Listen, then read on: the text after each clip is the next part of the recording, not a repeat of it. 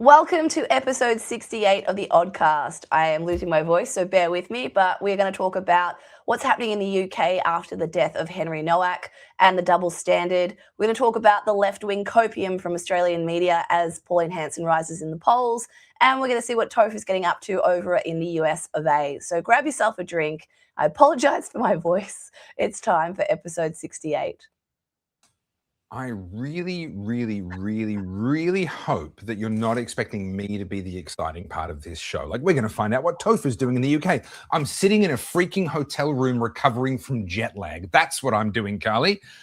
So if you thought that was going to be like an exciting headline for the show, everybody, then you are sorely mistaken. Well, you're there. You're in LA right now, right? They're in the middle of their election. I am in the Los Angeles, and I will say the bar talk is actually about the election. I was a little bit surprised. I'm at the Hilton, everybody. They had a special on it. It was literally the cheapest hotel I could get near the airport. And they've got a bar downstairs, as they all do. And I went down there tonight. I had a pizza and a beer for dinner.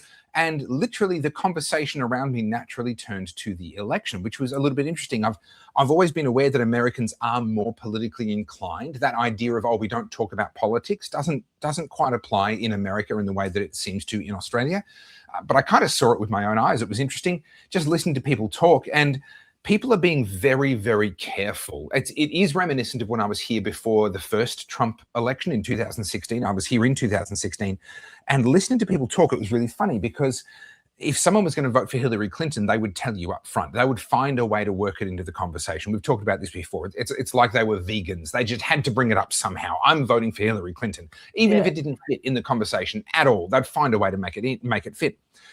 But if they were voting for Trump, they would find a way to never bring it up. And I had to be the one that asked, hey, I'm a dumb Australian. Tell me about what's going on. What's with this election? And then they would literally do a head check and actually lean in and say, oh, well, actually, I'm thinking I might vote for Donald Trump. This is back in 2016. And it's not quite the same thing this time around, but it was very, very interesting hearing them talking to each other about, not to me, they're talking to each other. And these are people who don't know each other. They're sitting around a bar in the foyer of a hotel, watching an ice hockey game on TV, and they're talking about the mayoral election here in New York. And they were all being very careful not to give away which way they were inclined, which way they were hoping would win or which way would vote, which tells me that actually there's a lot more sympathy towards the underdog, towards the Republican candidate than you might imagine. Because if they were going for the Democrat, this is a safe Democrat state. If they were going for the Democrat candidate, you better believe they would have said so. So I find that really interesting. Now, I mean, it's a sample size of a handful of people in the foyer of one hotel near the Los Angeles airport. So don't go thinking that means too terribly much. But certainly as a first anecdotal data point, I find that very interesting. What's the time in LA now? Is it 8 o'clock? Because that's when polls close. Today's not poll day, is it? Yeah, it's today. It's happening right now. On a Tuesday? Yeah, apparently. Oh, there you go. It's 7 minutes past 8 my time here in Los Angeles. So, well, there you go. You know more about it than I do. I didn't realize that it was actually right on top of us like that. So I think it's worth having a chat about Spencer because I think I've mentioned this before. He was a reality star 20 years ago, and my generation grew up as him as the villain. He was the bad boyfriend of Heidi, right? But as we all do, we grow up and we mature and we get some life. And it's what Spencer did after the Hills. Everyone except for you, Carly. But yes, most of us, we grow up, yes. Accurate. I feel like I'm Benjamin Buttoning my life. I'm just getting youthfuler and immature. Whatever you need to believe to get yourself through the day, Carly. But yeah, so Spencer, after he came off the Hills, he went and got a political science degree. He's actually been pretty astute. And what I always listen to is the way someone formulates their arguments when they're presenting it. We know what the left does, right? It's just they berate you to get you on the defensive, and then they smack you down because you're so confronted you don't know how to react. That's how the left win an argument. Spencer goes in there for the jugular. He knows exactly how to attack them, and he's got them on the homelessness issue, the drug issue, and he's going in there for the mums. He's like, you want to take your kids to the park and you can't. You want to be able to walk on the sideways in LA? You can't. And then, he did the whole Prince of Bel-Air and all that sort of stuff. He's clever because, everyone keeps saying, a politician needs to be more statesman, more polished. Callista and I talked about this on Monday. That era is done. That era died after JFK. It really did. What people want now is someone who's grounded in reality, someone who's lived their life. And this is why people hate Elbow. More on that in a minute. But Spencer, yes, he was on a reality TV show, but by LA standards, he's not living in Calabasas. He's not, Kris Jenner. He's not Kim Kardashian. He's a wealthy LA citizen, but most of them are. To live in LA, you have to be. And can I add to that, though? Because I agree, but I think beyond that, people are actually developing a palate that wants someone who is a brawler, a fighter, someone who had street smarts. Used to be off-putting because that's the opposite of a statesman. We want the statesman, the person who's very polished and can speak ever so well, and they're very inspiring, and their posture is amazing when they stand at the lectern. That used to be what we wanted. I would say, as far as Obama, I would say between JFK and Obama was the era over which that died. But I think Obama was actually the death of that, because he was those things. But a lot of people looked at it and said, well, he's got all the right bits. He speaks very well when he's got a teleprompter. He holds himself very well. He ticks the diversity boxes. He is everything that we're supposed to love about a president. And yet actually he's been a really, really lousy president. And so I think that was the end of the death of that. But what's happening now, not only do people want someone who's grounded in reality, they're realizing that we need someone who's actually going to fight for us. We need the pit bull. We need the dogs of war. And there is actually a surprising amount of acceptance already. I'm amazed at how fast this is moving in Australia. And I think, I dare say, as I travel around the US, I'm going to discover the same here, but we'll wait and see. But certainly in Australia, a willingness to accept that a brawler comes with scars. If you want a hunting dog, it's not going to be a pretty dog, at least not for very long. It might be pretty when you first, you get it as a pup and you train it. But once it goes out there hunting, it's going to come back with some scars. And people are actually remarkably rapidly accepting that the people we actually need in politics today, they're not the clean cut. They're not the pressed suit statesman type. Not only do we want real, we want the brawler, the asshole, as long as they're going to fight for us. We want the person with a track record that maybe has had been down on their luck. Spencer definitely has. Been able to come back. Everyone loves an underdog, right? But it's a bit more than that. Sorry, excuse me. We know now with the way that universe. I said this to you off camera, but for those watching, you know what it's like when you get a bubble in the back of your sinuses between your nose and your throat, and you're like, that's how I feel. So I'm like, I can't breathe and talk at the same time. So there are so many things I would like to say, and all of them would get us kicked off YouTube. So let's move on. Don't make me laugh. It makes it worse. So people have seen what's happening throughout all the universities. And this is actually really interesting. I'm kind of bringing a lot of issues into this one topic. But just recently, I think it's 760 Ivy League professors have come out from California saying we need to reinstate test-based learning. We need to have the SAT scores back and things like that. So these are people like your UCLA, your Berkeleys, obviously Harvard and all that are on the East Coast. But these are people in the wokest area of America understanding now that all of this, free reign, just let people in, let them do what they need to do. If you read the report and read what they say, most of the students coming through who would traditionally, for those who don't know what the American system, a 4.0 GPA is like a high 90s enter score, right? There's this level of expectation that you are quite literate, you're well-read, and you're proficient in, year 12 math, basically. And then you can go into your STEM. So what's interesting about this letter, it's all STEM professors, so engineering, maths, science. Yeah. And these are the ones that the left are like, we trust the science, right? But now they've got people in there who are functionally illiterate, who are innumerate. They can't do year 8 maths. They can't do basic addition and multiplication. They can't speak. They're illiterate. They can't read. And there's been a lot of these clips. You see a lot of this on social media. People go do those vox pops and say, hey, read this little cue card, and they can't. And so simultaneously, while we're talking about Spencer, all these other things are happening all at the same time. We talk about universities because that's where your statesman comes from. It's someone who came from an Ivy League, blue-blooded, privileged background. And it's someone who went to Harvard. I'm pretty sure Obama went to Harvard, right? Or it's someone who went to Cambridge or Oxford. That's where Keir Starmer and in the UK, it's all about Eton. Even Boris Johnson went to Eton. Like, you can't be a prime minister unless you've gone to Eton.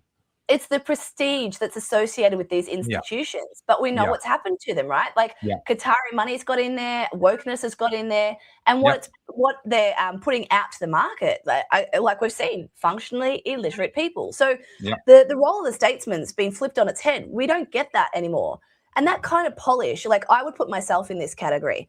I haven't been to an Ivy League school, but through my own curiosity, I've developed that kind of education. I'm not saying I'm Ivy League. I'm just saying like, my natural curiosity to read Marx or to read whatever. The school of hard knocks and the reality of just paying attention during life. Yeah, 100%. And that's what I think people are looking for, people who are grounded in reality, who, they've done some, some reading on their own, like they've voluntarily gone and done it, but not necessarily gone through a finishing school, so they have etiquette. And I know that, like, your audience, when we first started doing the Oddcast, got very mad that there was a, what was it? Sagacious chasm.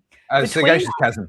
Carly, they just couldn't see what I can see in you. And I think though, you're vindicating me very nicely. I think a lot more of them can now see what it was that I saw in you that year and a half ago when we started.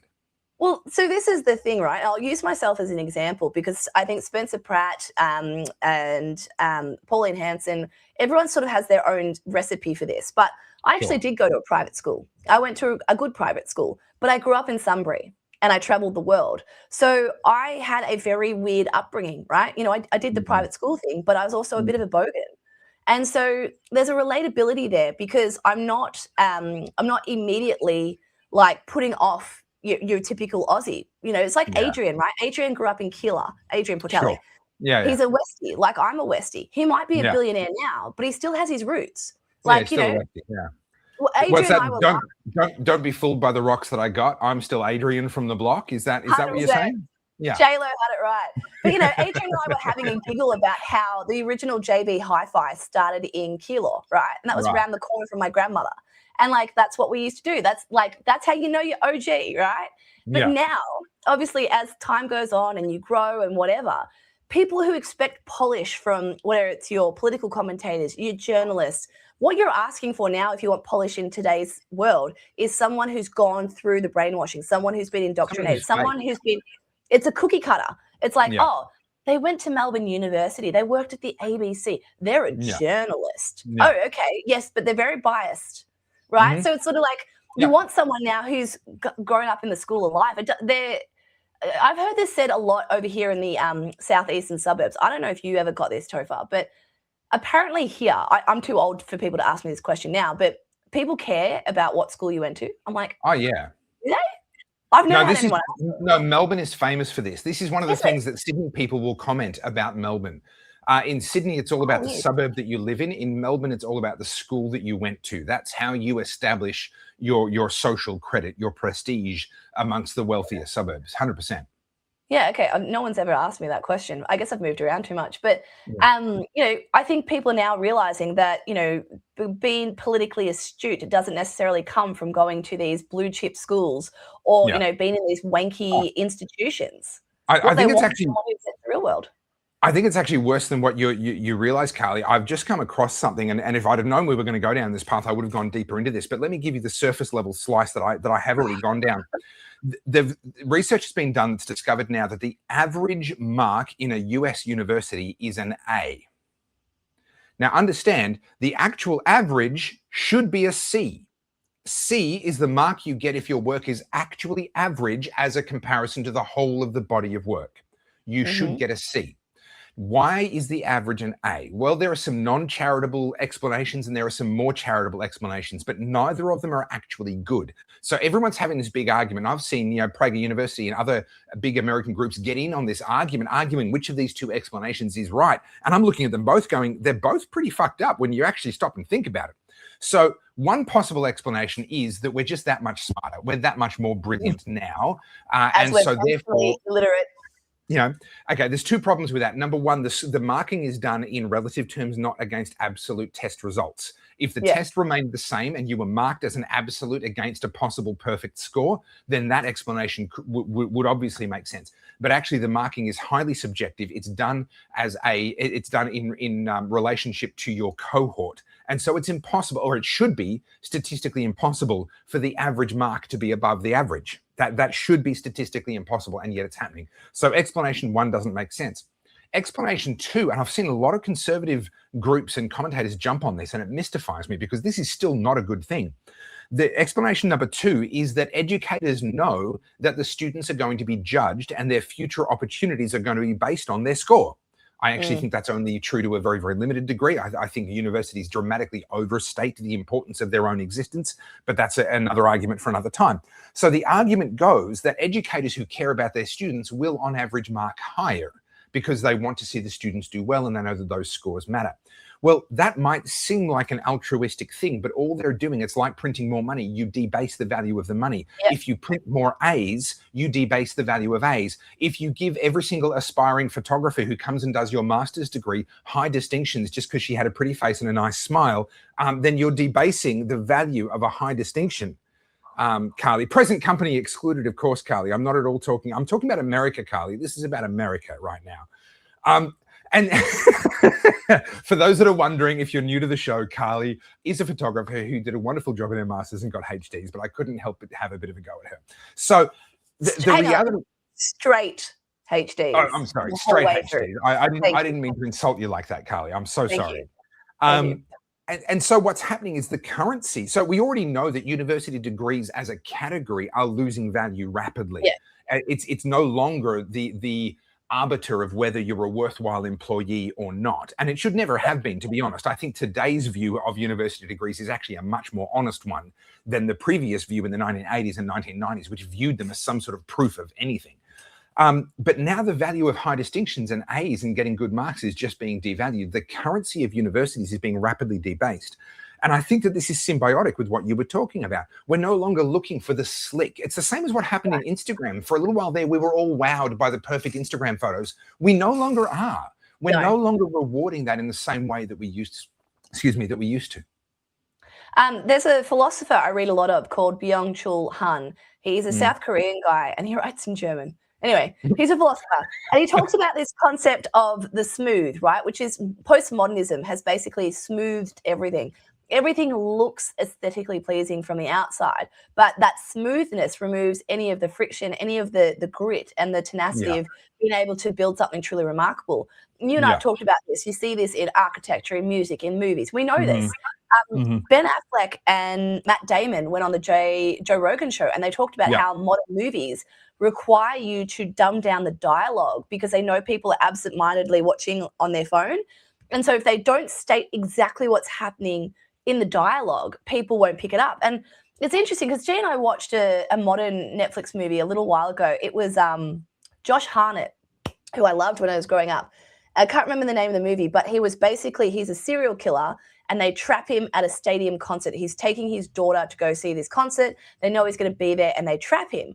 And I was like, this sounds really interesting, like cool concept for it. It was so shit. It was so shit because the dialogue was like leading you like with training wheels or like on a leash, like this is what's happening next. Whereas exposition. One of my favorite movies of all time is the movie Seven because it's so twisted and bizarre and like it's a gross movie. It's a horror. It's not horror. It's suspense. But have you seen it? Seven. Many. Like how old is that movie now? Is it 30 years old now? 90s. Yeah. It's like I saw it a long time ago. Yeah. But that movie, like you couldn't pick that until the very end. And that scene where Brad Pitt opens the box, he's like, what's in the box? Right? Like your stomach drops. And I can't remember a movie like that in a long time. And the reason I bring that up is these are all the gatekeepers. These are all the people who were tastemakers, who decided who got in front of an audience. Your statespeople were the equivalent of, your power brokers in politics. So the tastemakers are now putting forward people that are more palatable by our standards. Like, this is what you want. This is the smooth. This, you said you wanted aesthetic, which is why, like, your Meghan Markle, right? She cannot get a foothold because she's exactly what everyone expects. She's all smooth and poised and says all the right things. There's nothing interesting. But there's nothing. There's no substance. But this is also where, I mean, we're talking about this in the context of the LA mayoral race, and someone offering something genuinely different. This is where the invisible hand, the free market, is so incredibly powerful, because as the big money goes and does that, it actually opens up the opportunity for the avant-garde, for the risk takers, the people who perhaps can make a movie on a smaller budget, so they don't need that massive broad acceptance. They need a hardcore committed market, and dumb it down. Yeah, YouTubers correct. Are making brilliant movies for like $100,000, and they're crowdfunding to get it out there. Actually, Sydney Watson literally just did a YouTube video on this, where she was talking about how young YouTubers are taking on Hollywood, and of course Hollywood doesn't like it. But just to your point, you're right, because the worst thing that's actually happened to politics, and let me flesh out this statement. The worst thing that's happened for politics is the renaissance of socialism, right? Because whilst you've planted this seed that, you know, from each according to the ability to each according to the need, right? You've told people that, like, fuck the billionaires, tax the rich, you deserve more. That's what your Democrats have done. Sure. What you've done is awaken the masses to realizing, hang on a minute, it is stacked against me. Hang on a minute. There is way more leverage. And, you know, you're saying, like, tax Jeff Bezos and all the billionaires you don't like, but you're not mentioning that Obama's worth hundreds of millions of dollars. You're not mentioning that Albanese's earned over $25 million in his career. Like, hang on a minute. And so now, in your attempt to make people jump on the socialism, now you've got people digging everywhere. And I don't think they expected that. I think they expected that people would lead towards this. So say, for example, in LA, Karen Bass, who's the current mayor, she used to literally make bombs in Cuba. Literally, in her 20s. Awesome. She'd be great at parties. Right? So she literally was there with Fidel making bombs in Cuba 20 years ago. So she's an actual communist. And then you got Nikia Raman, right? Who is a socialist, a proper hardcore socialist. She's Southeast Asian, so she's Indian woman. And the two of them actually worked together, but then they split. Why? Because they were scared about Spencer. So from what I understand in the mayoral race, to win, you need 51% of the vote. But if you don't get 51, there's runoffs. So you just have to get over 30%, and then you go into the runoffs. So if Spencer gets over 30%, he's up against, I'm going to assume it's Karen Bass. Nikia Raman won't be there. The only reason she ran is she was trying to get 30%, Karen was trying to get 30%, and then they would run together and get rid of Spencer. But the interesting thing is, you know, Nikia Raman lives in a multi-million-dollar home. So does Karen Bass. Spencer Pratt's house burnt down in the Palisades fire. Yeah. Right? And he's currently going up against the Newsom governor, who is red taping the Palisades, and they want to rebuild it as affordable housing. So people who own blocks there, who had their entire lives burnt to the ground, they don't get a say. They're not allowed to rebuild. They're not allowed to go. They're not really allowed to go onto the blocks of land that they actually own. And the government wants to reacquire it, obviously at a substantially lower fee. And then you start wondering, hang on a minute, they just caught the arsonist who lit those fires. And it turns out, say it with me, he's a lefty. And then you start to wonder, well, who inspired him to light those fires that day? And then your mind just goes tick, tick, tick, tick, tick, tick, tick, tick. And I think people have, the political elite have completely underestimated how smart the general population is. They were just apathetic or too busy in their own lives to truly take notice. But now they're pissed. And I was going to say this when we talk about the polls with One Nation. I think the worst thing that Albo and his ilk have done is wake up the masses. COVID started it, but the cost of living and mass migration are the kickers. This is going to wake up the sleeping giant. I really do believe this. Aussies, I have a lot of faith in. They are politically apathetic. They are quite lazy when it comes to political matters. But once you wake them up, I think you've just awoken the Kraken. I think you're fucked. I think the Aussies, once they start to become more aware. 100%. So three things that you've brought up that I think are really good that I want to touch on. Firstly, I did a post the other day saying that Australia, the Australia that we knew, the one that we remember and the one that we love and the one that we want back, it's not dead. but it was Mm. being buried. It was being buried under all the bureaucracy, under all the taxes, all the cost of living. It was being buried under all the humorless bureaucrats who want to tell us how to live and what to do and what we're allowed to laugh at and what we're not. And the thing is, we woke up, exactly as you said, it started in COVID. It's been continued by the various events ever since. We've woken up and we've realized we were halfway to being buried. We've realized when we were sitting there going, hey, she'll be right, it's all good, they wouldn't do that to us, we can trust the government, that the government was in the process of trying to bury us alive. So guess what? We're not just waking up, we're waking up pretty pissed off. And that's what we're seeing in the polls. And we are going to talk a lot more about the polls in a minute. But I want to touch on two other things quickly. The bushfires. Bushfires, you talked about Palisades. Bushfires in Australia are very close to my heart. I lost a few friends in the Black Saturday fires up around Kinglake. And I knew a few people who survived but lost their houses. And the way that they were treated by the government is absolutely abominable. It is genuinely one of the most heartless things I've seen the government do in Australia. And that's saying something because I was there for COVID as well. What they did was they essentially stopped them, even the ones with insurance. Forget the ones without insurance. The ones without insurance were stuffed any which way. Even the ones with insurance were stuffed because the government changed the rules on what you were allowed to build in a in a bushfire overlay. And literally the rules were so stringent that you couldn't even buy the windows in Australia initially. The standard for the windows was so high, you had to import them from overseas. No one in Australia made them. Now, I believe that's changed in the decade or so since. But at the time, you've got to appreciate these people had lost everything. They'd lost their home. Even the ones that have insurance, the ones that get their insurance payout, they're sitting there, right, I want to rebuild a home. I want to restart my life. I want to put this chapter behind me as quickly as possible. Oh, what's that? The cost of construction has now doubled because of the new standards that have been imposed over my land. Oh, shit. Well, I can't afford to build even with my insurance. I guess I'd better sell my land. Oh, wait, you mean the value of my land has halved because of the government regulation that has doubled the cost of building? And now I owe the bank more money than what I'll get if I sell my property? Oh, shit. I guess I'm stuck. I'm going to have to put a caravan onto my beautiful family home that existed only a few months ago. Oh, wait, what's that? The local council has made it illegal to live in a caravan on my own land because I can't afford to build a house because of the government's regulations that have made it unaffordable, and I can't sell it because of the government's regulations that have made my land worthless. Oh, well, fuck me then. What am I supposed to do? 100%. That's the actual lived reality of Australians, and it's still not over. How many years ago was Black Saturday? Is that 13 years or so now? 13 and a half? Long time. 2008. 2008, was it? Okay, so we're talking 18 years, longer than I thought, all right? So that is still dragging on for some of these people. That nightmare is still not over. The heartlessness of the way governments treat people when they want to help. So I just wanted to log that, but I want to come all the way back to what you were talking about with the mayoral race, with the desire for street fighters, with the rejection of that sort of polished, etc.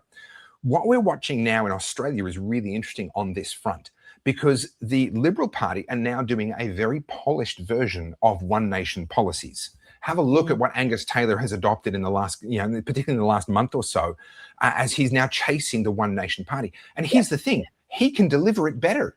He's more sophisticated as a spokesperson. Andrew Hastie, he's smooth. He's got some social media game. He's a good presenter. He's got a nice face. He's got a great backstory, served our country. They are doing a wonderfully packaged version of one nation light policies, and it's not working.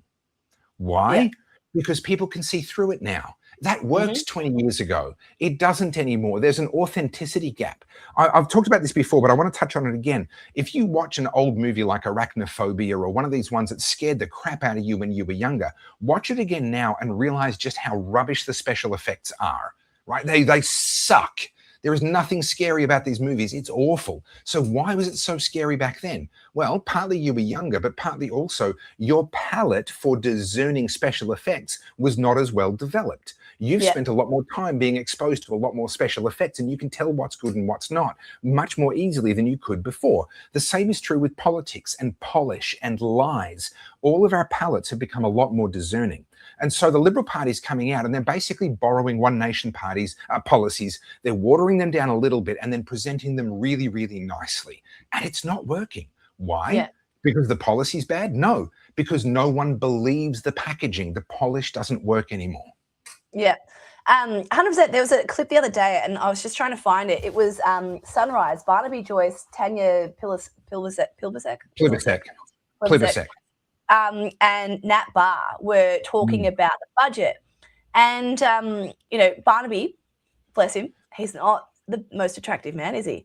And look, I wouldn't turn for him. That's for sure. Yeah. Bless him. But it was interesting because Tanya was just there with the bold-faced lie, and she does the smarmy politician response, right? And that, I think that is actually the worst thing you could do to an Australian right now. Like, I'm from the government. Let me patronize you. Look into my eyes as I try and convince you.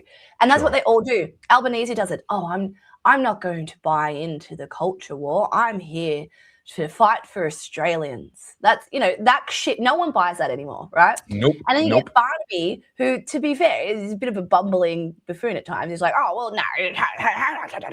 But he makes you do it so well. I can relate. But Barnaby is like, this is bullshit. Like, people aren't buying your budget. No one likes it. You tanked. And Nat Barr, so she's Sunrise, right? She's the co-host of Sunrise. This is what I've said this for months now. That shift is there. She doesn't give a shit anymore. She is not taking crap from these politicians. And she was trying to interject. She's like, hang on, Barnaby, let Tanya finish. I want to hear what Tanya says. Not because she doesn't want to hear Barnaby, but she's like, come on, sweetheart. Come and spin me some What shit. have you got? What have you got? Yeah, come on. Let's see. And she could see that Tanya was squirming, and Barnaby, was trying to get in there. She's like, no. Let's watch her squirm. Let's watch her try and dance out this. And that's what I mean. The blood is out. I mean, we're seeing it in Carlz J Söda. Yeah. The knives are out. The Carl Stefanovic, Nat Barr. There's a handful who are now starting to do it. And I think it's not, there's been some like unspoken permission. And I think it's thanks to independent people like yourself and me who are putting up content every day. And the reason I say that, I mentioned this to you before we started. Every day when I jump on Instagram and have a look, the list of people following me is ex-Channel 10 presenters, right? Yeah. I won't say who, but people from the project are following me. Ex-ABC journalists are following me. Dave Hughes and a host of others. And I'm like, interesting. And this is what I mean. This is not a flex. It's like they are looking to people like us who are outspoken because they're like, hang on a minute, these guys are gaining traction. Their engagement's really high. People are commenting on their stuff. These people seem to be more in tune with the average Australian than wherever they were getting their information from. So whether they use me and people like me as, parts to dig for their stories, or they're waiting to see what the trends are, I don't know. It could just be research for them. But I think that the political class is grossly unaware how much more Aussies are paying attention. And I bring this up because of Carlz Samaras. I can see you've got the polls there. Do you want to talk about it? Yeah. I'm hanging to talk about the polls. Let me make one last comment on the mainstream journalists following you.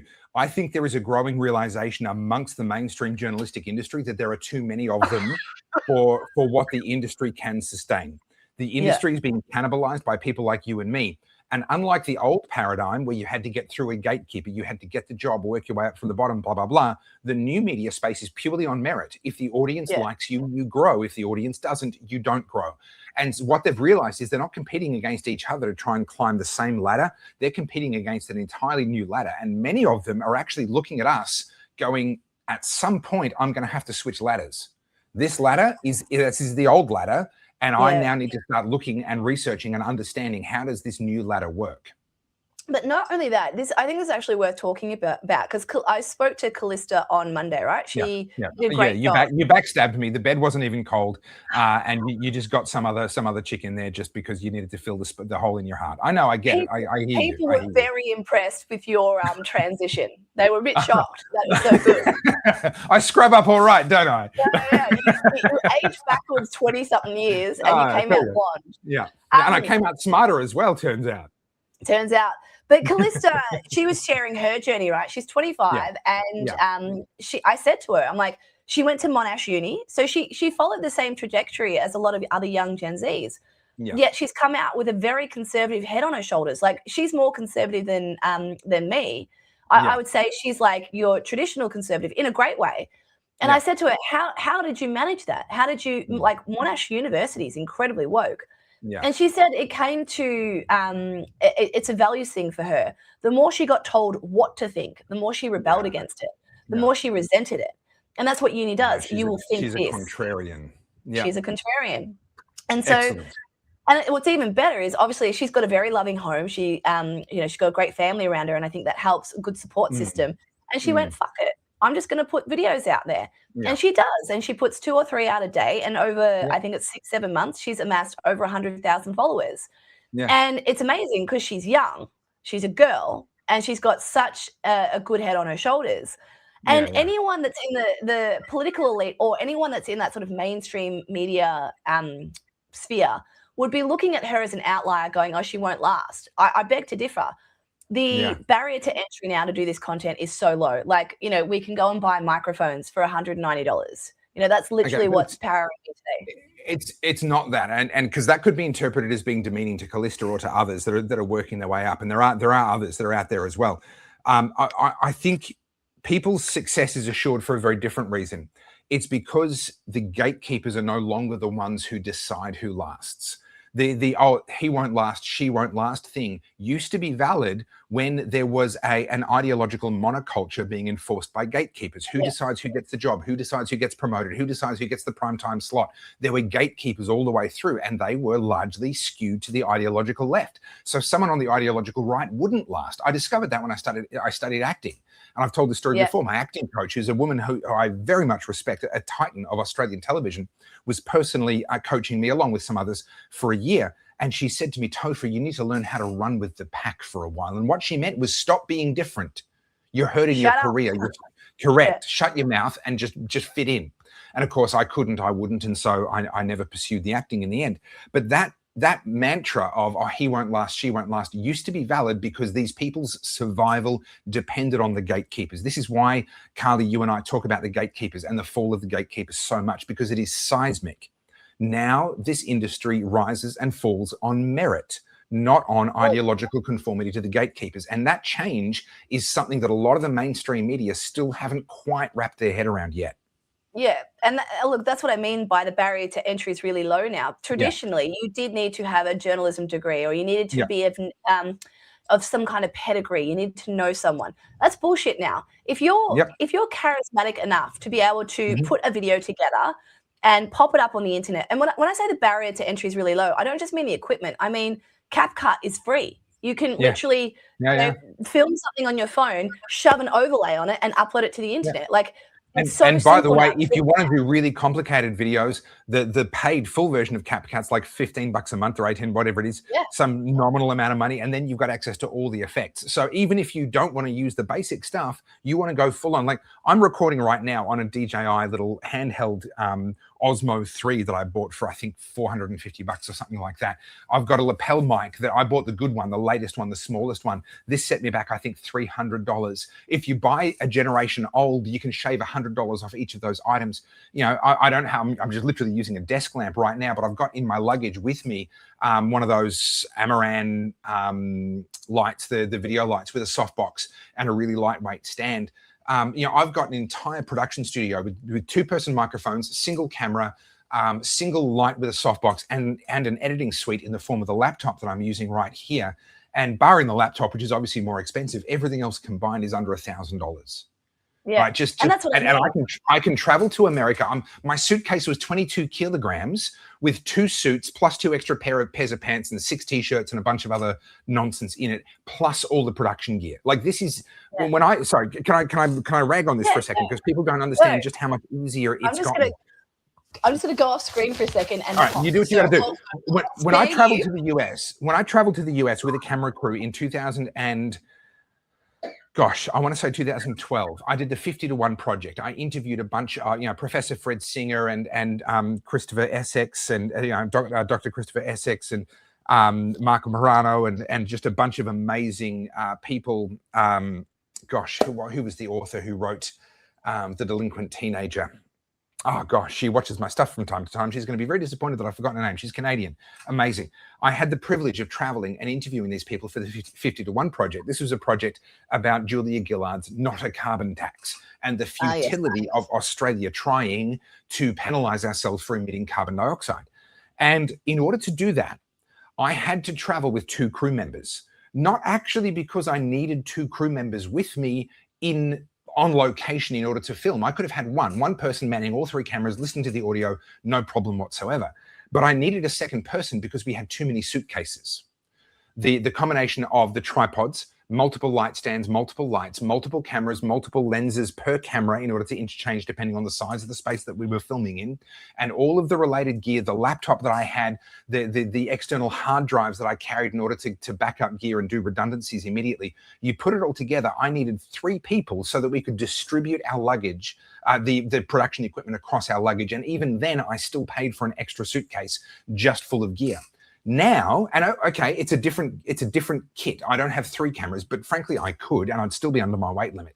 But I've got a camera, I've got a 2-person microphone setup, I have a light with a softbox and a stand, and I have a video editing laptop, and I was under my weight limit as a solo person traveling with all of my other luggage. Like, I'm sorry, do not tell me that it's too hard or too expensive. It has never been easier, and honestly, people say, oh, but I don't have your sized audience. The market is not saturated. If you're good, if you have something to offer, there is room for you. Please get in, please get on board. Let's not have a small world mindset. I mean, I'm a good example of this. Like I was known firstly for my clothing brand. That's how I first built my audience. And then from there, I was known for being the outspoken chick in COVID. From there, I rebuilt my name as a photographer, and now I'm transitioning into, I guess, I don't know, cultural commentary or whatever you want to call this, philosopher in waiting. I don't know, whatever you want to call me. But I did what you did last year. I was like, you know what? I'm just going to try this whole content creation, and I took this year off photography. A, because I'm a bit jaded. That's my own shit. And B, you know, obviously I'm working with you, but C, I really want to write my book. And I'm like, I can't do everything at once. And I was like, the one thing I'm going to try and do is just do this content creation. And I hit 87,000 yesterday. Yeah, so, wow, that's amazing. You know, and that's over the space of 4 months. So it's not about who the person is. It's honestly just finding something that you're passionate about, because that's the first thing. If you're passionate, it comes through. If you're not passionate, people can tell you're putting it on. And it's also hard to sustain it. Which is why a lot of the people who jump on trends just die. The other thing is too, we talk about authenticity. Authenticity is a buzzword, but you kind of can't fake it. If you're someone that, you know, a bit like me, like I know there's a technical word for it, but I say the wrong word. I mean something else, but the wrong word comes out. What do you call that? Misnomer? I think misnomer. Yeah, I think that's correct. Ironically, I think you found the correct word in that example. Yeah, I can remember Lupin proletariat, but God help me if I say the right other thing. You know, but it's just one of my things. It's a quirk. It's a personal quirk. And so, you know, when those things happen, like the other day I played you a reel and I said condensation instead of condescension. Yes. I knew what I was saying, but the wrong word came out. Yeah. And it's kind of relatable. And like, sure, I could re-edit it and make it really slick, but it's actually it's quite endearing to my audience. They know I'm dyslexic. So if you see a spelling mistake, people are like, it's just Carlz. I make spelling mistakes in my typing because I'm trying to get my thoughts out of my head fast enough. And so I'm just rattling on the keyboard, and I'm so grateful my parents, my mum forced me to teach touch typing, and I was not a good student. I made it really hard for her, but she persevered, and I'm so grateful that she did. But even so, I often can't get it out fast enough. And then the nature of my brain wiring is once I've got it out, I don't really want to reread it. So sometimes I will, oftentimes I won't. And oftentimes I'll post things and realize later, I've got some keys wrong, or I misspelt a word, and then it auto-corrected into some other thing altogether. And I used to always go back and fix it, and I'd be really embarrassed and what have you. Now I'm actually like, no, I actually don't care. Like as long as the meaning is clear, as long as what I'm actually trying to say comes through, I don't actually care about the details. And I can tell you, based on what I'm seeing from the metrics, neither does the audience. And that authenticity thing is true. Right? Yeah. And I think this is something, I mean, you see it from time to time. Like, this is how I know what you're up against when you get in the comments. And you know how people love to be like, you're. Like, if someone's made a typo, or they're like, oh, you know, you can't even spell it right. And it's like, okay, hang on. If that's the only thing you can pick on, okay, you know, it's I've seen only a fraction of that in the last 6 months compared to what it was 2 years ago. Really? Okay. I think that season has kind of come and gone. People, I think across the board, even my haters are actually just over all of that, and they're not even bothering with it. I don't think I've seen that in quite some time. Ad hominem attack area, like if you're doing that, Yeah, there's plenty of ad hominems, but not Yeah. spelling anymore. That era, I think, has kind of passed. Anyway, we did promise we were going to get to this, and I think this is You do that. actually fascinating. Did you explain this? I'm just going to go cough for a second. So I'm on the Ozpol 6 X page, guys. If you're not following Ozpol 6 on X, I really recommend that you do. This is what they do. They basically just post up. I mean, Ozpol 6 News obviously do other stuff as well, so check out their other stuff. But on the Ozpol 6 page, what they're doing is basically putting up the results of all of the different polls. So, for example, this is a Redbridge accent poll that was done on the 25th to the 28th of May. There were 1,005 people in this particular poll, and the plus or minus numbers, so the change here is compared to the poll they did on the 24th to the 30th of April, so a month before this poll, right? And so Ozpol just get all the different polls that come in, because there's a bunch of different polling companies that use a bunch of different sort of techniques, and they just put it all up in this very simple format here, color-coded, makes it easy to see. Now, I want to go through this. We're going to go through a couple of different polls, the recent ones, excuse me. We're going to look at a trend that is occurring here, and I'm going to break down why this trend is occurring and why it's misleading. And people like Kos Samaras are drawing exactly the wrong conclusions. And there's a bunch of copium going on X and on Facebook and on other social media platforms. And I think the basis for the copium is completely wrong. And these guys are in for a very, very rude shock. Let's go through it. So here on this one, I hope it's big enough for you to see on the screen.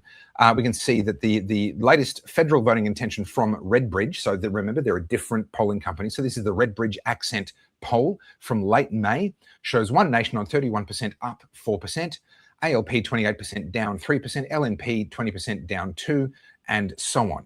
Now, what matters here for the purposes of what I want to draw to your attention is the two-party preferred.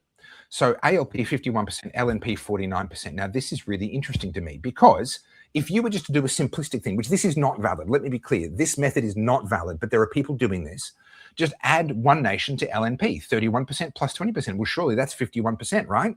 All the LNP voters are going to preference One Nation, right? And so clearly we've already got 51% just between those two, plus there'll be a few more percent from an other, and therefore surely they're going to win the election. Well, it's not that simple, but also, it's not that simple in that direction, but also these numbers are completely wrong as well. So they're saying, despite the fact that One Nation and LNP are on 51%, if you just simply combine them, which you should not do, but if you did, two-party preferred is actually the other way around for a matchup against the LNP, 51% to Labor, and also against One Nation Party, 51% to Labor. How can that be? Hold that thought. We're going to go through a couple of other polls first. So this is the Fox and Hedgehog poll. It's slightly more favorable to Labor at 29%, ahead of One Nation on 27%, but agreeing that One Nation are rising very, very fast, plus 4% here compared to the last poll they did back in March. The sample size on this is a bit larger. 1,700 is a good sample size. Anything over 1,500, I feel pretty good about. Under 1,500, I'm always kind of like, yeah, just be mindful the sample size wasn't as good as it could have been. Now, again here, we've actually got 54% between, we've got 52% between One Nation and the LNP. And yet, as soon as we get to two-party preferred, well, two-party preferred here has the Liberal Party winning in a two-party preferred of LNP versus ALP, has ALP winning handily against One Nation, 54% to 46%. How can that possibly be the case when you have 27% plus 25% is already 52% between the two before we count any other coming through? Again, hold that thought. I'm going to dive into the reason why this is and why this is misleading hopium on the part of much of the commentariat. That one doesn't have a two-party preferred. That's a hypothetical for if the Teal Party were included. Okay, so this is the latest Roy Morgan, One Nation 27, ALP 27, LNP 20, and yet two-party preferred is Labor smashing the LNP and also smashing, although not quite by as much, the One Nation Party in the two-party preferred stakes. Again, why? What's going on here? There's one or two more, I think, before we get up to date, or maybe that it was the last. Oh, no, here we go. Federal voting intention. This is the YouGov poll. YouGov's not a great poll, but it exists. One Nation 29, ALP 26, LNP 20. So again, that's 49% between One Nation and LNP already before we get anything from the others or from the independents. And yet, ALP winning on the two-party preferred against Liberals, ALP winning on the two-party preferred against One Nation. What's going on? Okay, let's talk about this because this matters, and this is going to be a core part of the narrative between now and the next election.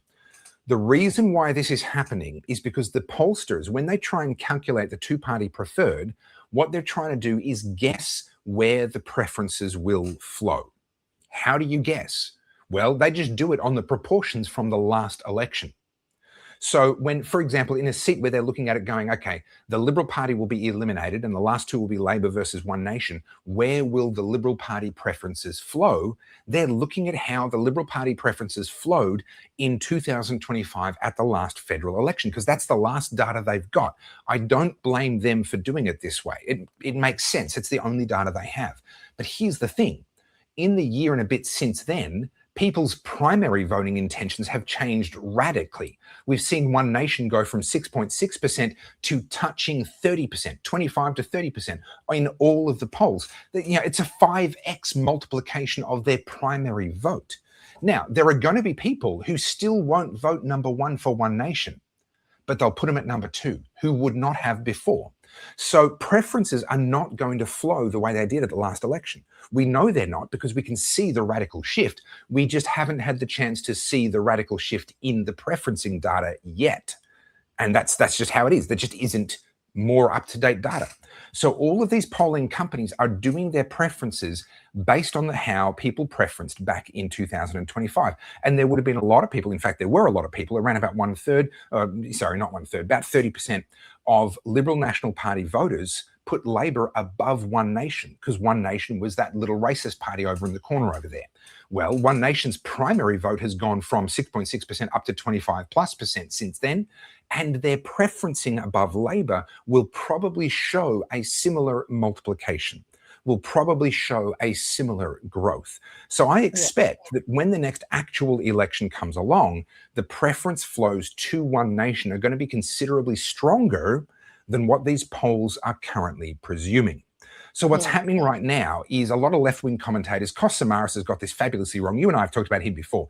I think he does a good job with his polls. I think he does try to get his polls as accurate as he can, and I respect him in that area. I think he does a good job of analysing the left wing of politics. I think he's got his finger on the pulse with what's going on over on the left. And I think he's completely clueless when it comes to the right. I think his prejudices get in his way and he cannot see a damn thing. So he said that One Nation had peaked. There was a glass ceiling. They weren't going to go past X amount, whatever. Now they're clearly well and truly past that point. To his credit, he's now kind of gone, all right, yep, looks like One Nation are actually in the running now. But we've got all these commentators online just chock full of copium. What they're pointing to is the two-party preferred result. Oh, yeah, Labor's still projected to win. Okay, have your fun. Believe that. Keep believing that. Please keep believing that. The more you double down, until the next the better election. for us. Keep believing that. Keep believing that the primary vote has changed by a factor of 5 times for One Nation, but preference flows haven't changed at all. Please go on, continue your life believing that that's true. Give me 2 seconds. I think this is not a good tangent, but this is a tangent as such. One of my... So hang on, if it's a bad tangent, do I still have to sing the song? No, I don't think we want to start with this.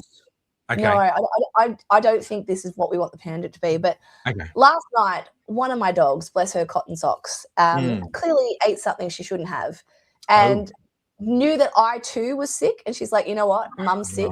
Sympathy. I'm going to be sympathy sickness. What a great dog. Sympathy sickness. Yeah. Sympathy sickness to a dog looks a little bit different to a human. So Aspen, my this one, she decided she looks nervous, even just on camera. She's like, I'm in trouble. This is why we're tangenting, because she knows how much in trouble she is. She had pyrotechnics of both ends last night in our house, both ends everywhere. Everything all at once. Every fluid that could come out and solid did. And not just in one place, because that would be silly.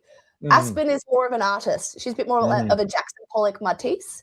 Managed to get in my office. And so we have dog vomit under the chair. We have pee over here, shit over there, vomit over here. So you can imagine when I woke up this morning feeling like death warmed up. To see that, I've been in a great mood all day.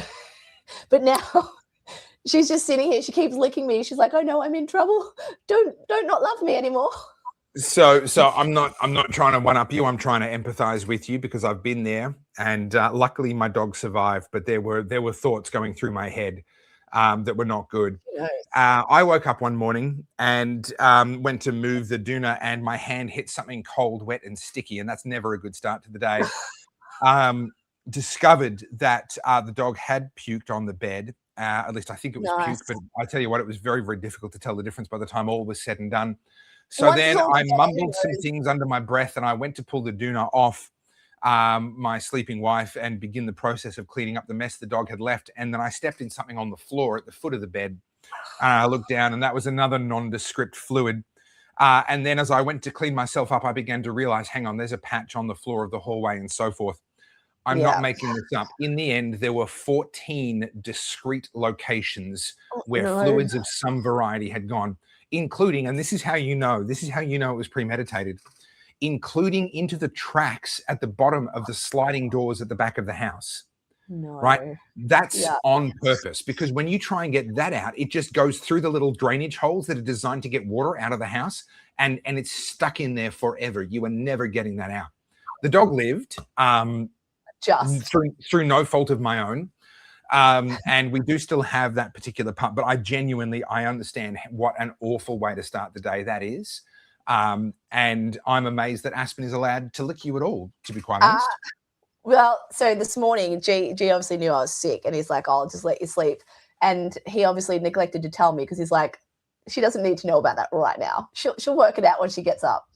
And I walked down the stairs, and he said, "Oh no!" And then I saw it, and I was like, "Why me? Why me?" Yeah. So he'd had to shoot off to work, had he? Oh yeah, he was long gone. G, bless his socks, has not got the stomach for such things. G is many things, but the stomach area doesn't do well with bad smells or. Yeah. I'm just going to say he's a hardworking man who had to get to the workshop and keep the business running. That's it. We'll leave it at that. We'll leave it at that. Yeah. To be honest, if G had picked it up, I would have then been cleaning up G's vomit too. So yeah, that's not ideal. But yeah, so back to these polls. Sorry, good tangent. So Carlz Samaras, I've been paying attention to a bit of the copium. There's a lot of it. So I can't remember if I mentioned this to you on Wednesday or I mentioned it to Calista on Monday, but Hannah Ferguson, Cheek Media, she's the young girl. I got her age wrong. I thought she was 22. She's actually 26. And she has put up a video last week talking about how, I think I played it, One Nation, she's genuinely curious. This is a protest vote, and completely dismissed any actual concerns and just said, "Oh, people are done with the uni party." And to which I wrote, a little thing under it. Yeah. And I was very respectful. I'm not trying to pick fights with people. I'm so past the got your shit. And I said to her, "I think you're being disingenuous here because you're completely dismissing any of the real issues that people have. Whether or not you agree with them is irrelevant. If someone has that concern, that's their concern, and they're voting accordingly." And then we had a bit of an exchange in the comments. And I said, "Well, come and talk to us about it. Like, we'll have a chat."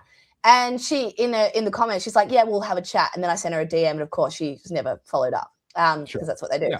And then it was not just Hannah, it was Jan Frank and Antoinette Lattouf, the two ex-ABC journalists. Yeah, Antoinette, is the one that got fired by the ABC, and then she won the unfair dismissal trial recently. Yeah. And so these two ladies have started their own podcast, and obviously very progressive, and they're following on with their ABC lefty kind of commentary.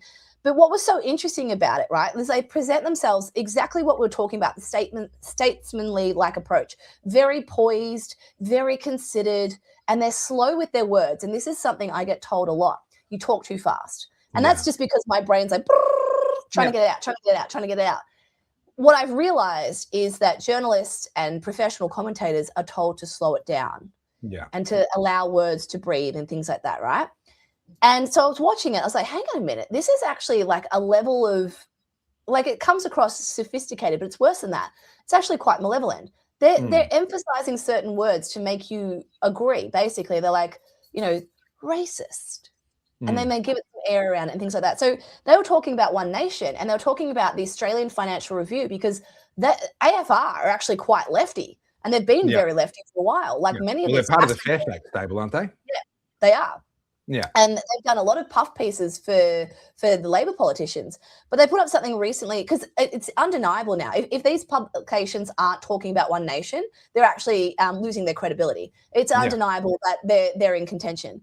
But these journalists like Jan Frank and Antoinette Lattouf have been in their echo chamber for so long, it's inconceivable for them that there would be people out there who genuinely think that One Nation is a viable option other than just a protest vote. They're oversimplifying the discussion. Carlz Samaras is even better. He's someone who is so zoomed in on it, right? Like, you talk about focusing on the micro. All he does is polling, and he's an ALP person, right? Which is fine. And I appreciate that he's at least open about how biased he is. But this is agreed. But this is the problem, right? And this is to his detriment. He's a great pollster, no shame in that. He cannot see that there is a line there that people are taking, because in his mind it doesn't exist. It's like a portal. It's like it's not real.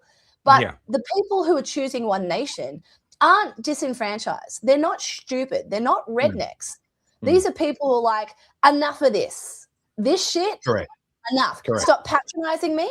Stop speaking to me so condescendingly. Stop gaslighting me. Stop spending our money. Stop pretending like you're one of us, because you're not. And this is what you see time and time again, which is why Carl Stefanovic's trajectory is quite interesting.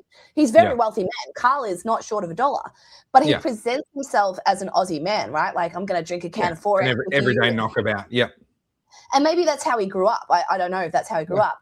But even Carl, like, he's coming out. I think Carl's actually always been a bit of a closet conservative, to be honest. I think he's always been a little bit more right of centre. Now it's a little bit more publicly acceptable to do that.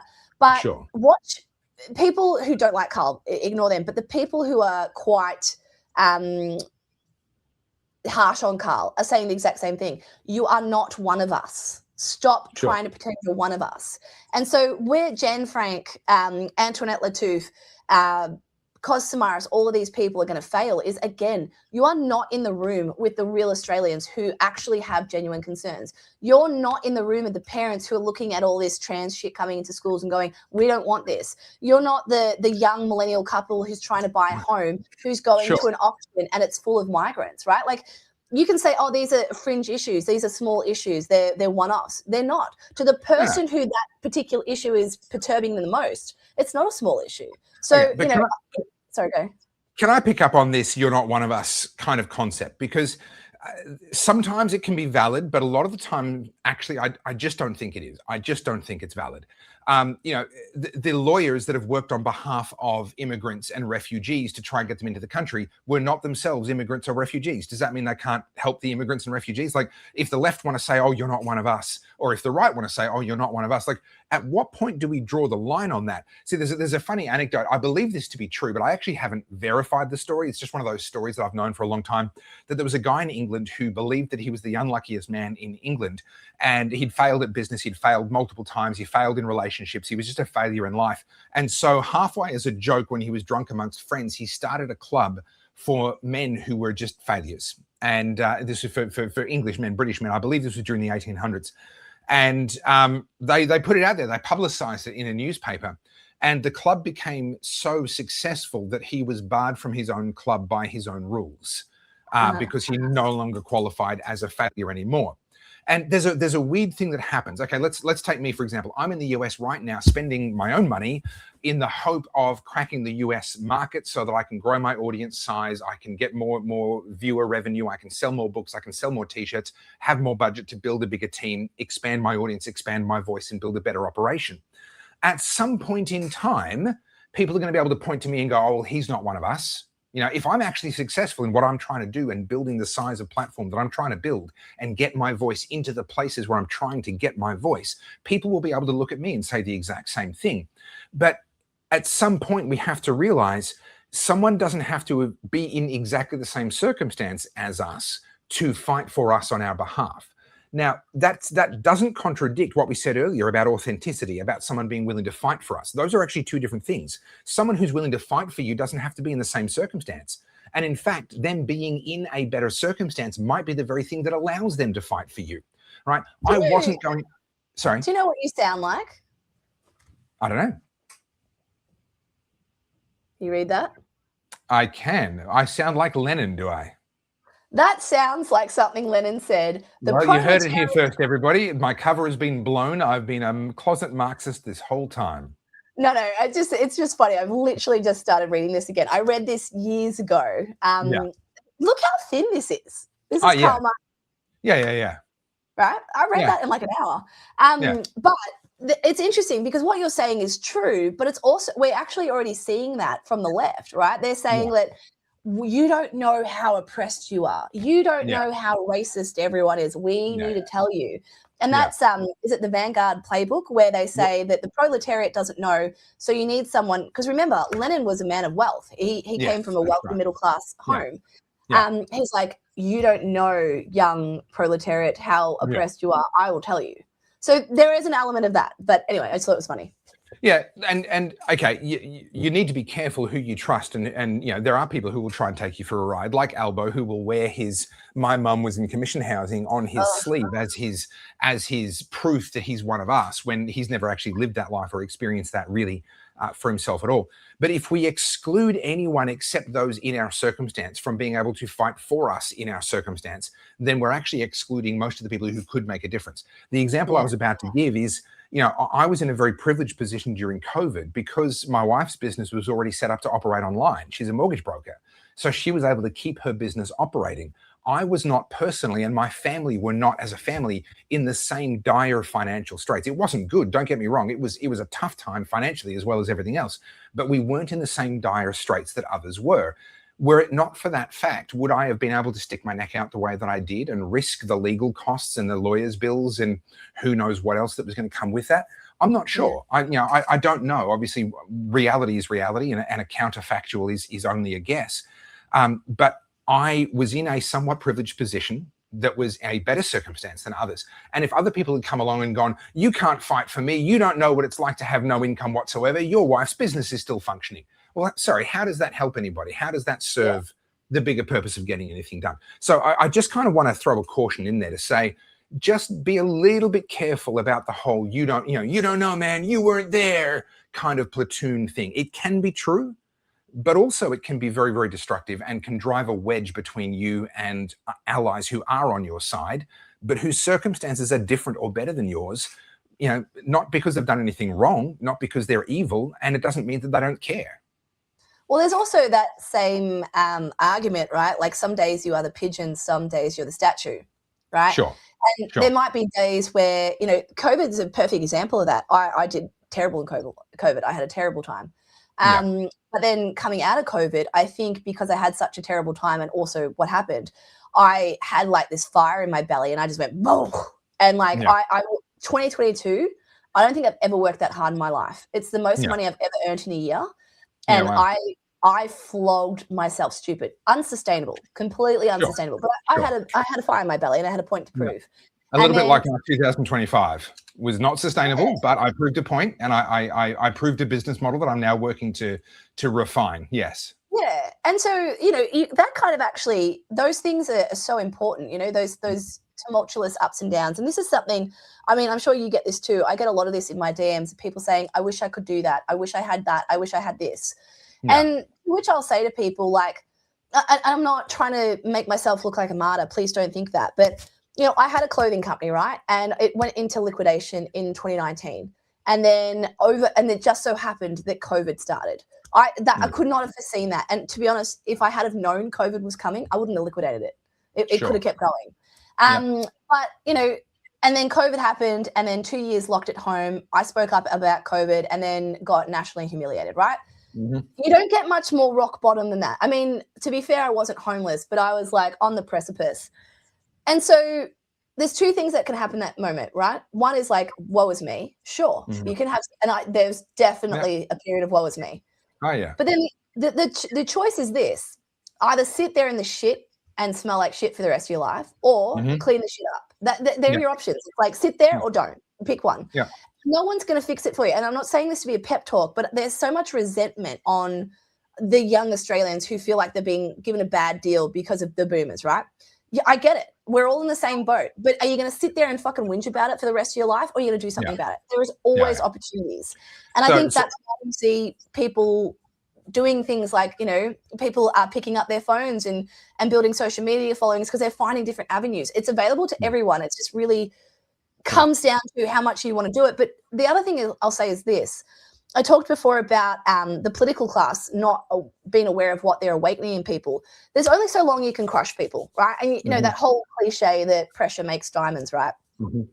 Not everyone's going to be a diamond. We know that. Sure. But I have a feeling this modern era that we're going through, where everyone's feeling completely crushed by the political class, is going to spur on a generation of people who are just absolute powerhouses. Who those people are yet, I don't know. They're coming. And if you don't believe that, I can't help that. But where we need to be putting our resources, because you and I have talked about this before, right? Like with all the polls and everyone, we go, oh, nothing changed, selected, not elected, it's bullshit, just fuck the voting system. Now's the time to actually put your money or your time where your mouth is. And this is something I said to you before we started today, where I'm getting kind of annoyed myself is I see a lot of this online, a lot of talking. Everyone loves to chat. Everyone loves to talk. A lot less action, though. And so when people say, oh, nothing will change, Pauline Hanson, they won't let her win, she's never going to do it. And the left are also saying, oh, she's just a protest vote, she'll never win. Yeah. There is momentum there. And there is movement. And you were saying, like, don't alienate people who aren't one of us. That's exactly where I'm going with this. There are enough people who are maybe in completely different situations to you, whether financially or, physically or location or whatever. We're all coming from different walks of life. But everyone's pissed off enough about their situation. Let's harness that momentum. If you can, 100%. Right? Not everyone has money to donate to political causes. I expect that. But if you can, awesome. I think they'll appreciate that. 2, go to a branch meeting. If you're pissed off, right, and there's a One Nation branch or there's a Nationals branch or a Liberal branch or whoever your current politician is, if you're not engaged to the point where, you're going in there and you're paying attention to how they're voting or, what they're trying to get legislated through Parliament, then it's not bad enough for you there yet. And something I hear from people all the time is, I just don't have the time. I'm like, bullshit. Sorry. Yeah. What you mean is it's not a priority. Yeah. Do you have the time to continue living under a government that wastes all of your effort? You're putting all this effort into, I don't have the time. I'm too busy paying bills. Yes. Do you know why it's so hard to pay your bills? Right? Do you know why you have to spend so much time earning so little money that doesn't go far enough? It's because of the government. It's because of the thing that you don't have the time for. I want to come back to one step and then we need to move on. We should really talk about the UK and this young fellow who got stabbed. But I want to come back. So I posted up a photograph of me in the departure lounge, or not the departure lounge, in the departure area at Sydney Airport just before I boarded the plane to come to Los Angeles. And thank you everybody for a hugely positive reaction to that. It was really lovely. Those moments are very encouraging. It's one of the most reactions I've had on a post ever. I think the message is that Australia. Goodbye, good riddance. Yeah, I think the message is that Australians are really excited to see me leave. I think that's what I got out of it. Anyway, I'm not sure. Anyway, back in the country. Yeah, well, maybe. No, it was really encouraging, and thank you to everybody. But as always, there's a couple of people in there. Some people saying don't come back and good riddance and whatever.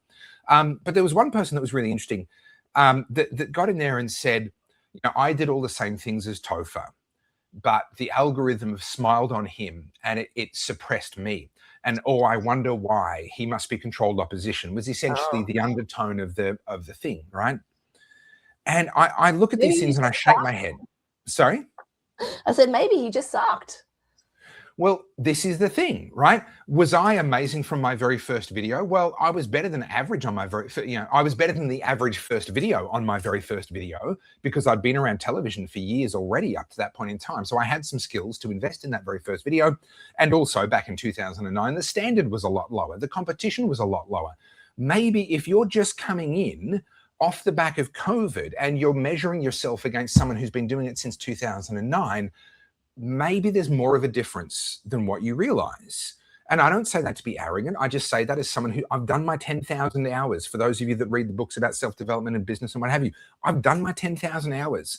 There's stuff that is just built into everything that I do that I take for granted in the same way that there's stuff that a professional basketballer has built into every shot that they take that they don't think about anymore because they've drilled, they've done their 10,000 hours. And so someone comes along and says, oh, he has to be controlled opposition. He couldn't possibly have succeeded. And I know that because I wasn't able to succeed. And so I know that it's not fair. You can't succeed. No humility there, no self-reflection, no willingness to go, okay, what I'm doing isn't working. I need to figure out what does.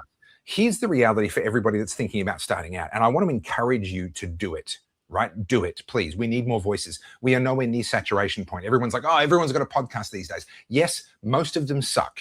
If you're willing to put the time and the effort and the work in to actually get good, then we need you in this space. But understand this, the algorithm is just a fancy way of saying people.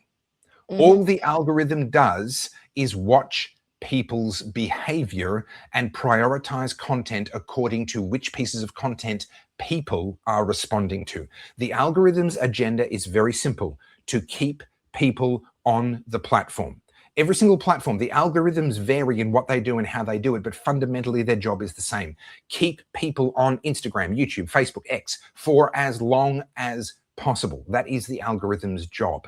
And it decides what it will prioritize based on what it sees is keeping people's attention, is keeping people on the platform. If you're good and therefore you keep people on the platform, the algorithm will like you. If you suck and people don't just click off your video, they actually just click away from the platform altogether, the algorithm will suppress your reach, not because it's suppressing your voice and your message and what you have to say to the world. It's because you suck and people don't want to watch you. Take that as a lesson for you to get better. It's almost like you've been paying attention to something I said yesterday. And this is it. This is our tangent. Oh, never. I deny it. I deny all of these scurrilous accusations, but I will, however, sing the song. I do. If I suddenly get dragged off camera, it's because I haven't got my door security latched and someone has heard me singing and has decided it's time to call security. Okay, just letting you know. My croaky voice. Do you want me to do that? Look, actually, my voice isn't much better. But here is the first ever international tangent time. Tangent time, tangent time, tangent time, tangent time, tangent time. Take it away, Carly. All right. Something I have been seeing so much of at the moment, this is about AI, right? Everyone's talking about AI slop as if it's this new affliction that's taking over everything and we don't understand. It's the other, the nefarious other, the thems who have come out with AI slop. Yeah. AI slop is just human mediocrity. And it's not a new thing, right? It's not a new concept. And I'm going to make you watch a reel that I put up yesterday because we're talking about exactly this. And you thought you'd get away with it. You will not. My liver just resigned. How good do my little reel thumbnails look? Tell you what, your thumbnails are great. Yeah. Well, it's like, so if I scroll down, it looks really messy otherwise. And I get really unflattering like stills of myself. So I was like, okay. Well, that's what I used to do in my thumbnails. That's how I motivated you to do my thumbnails for me. Yeah, because otherwise you're like.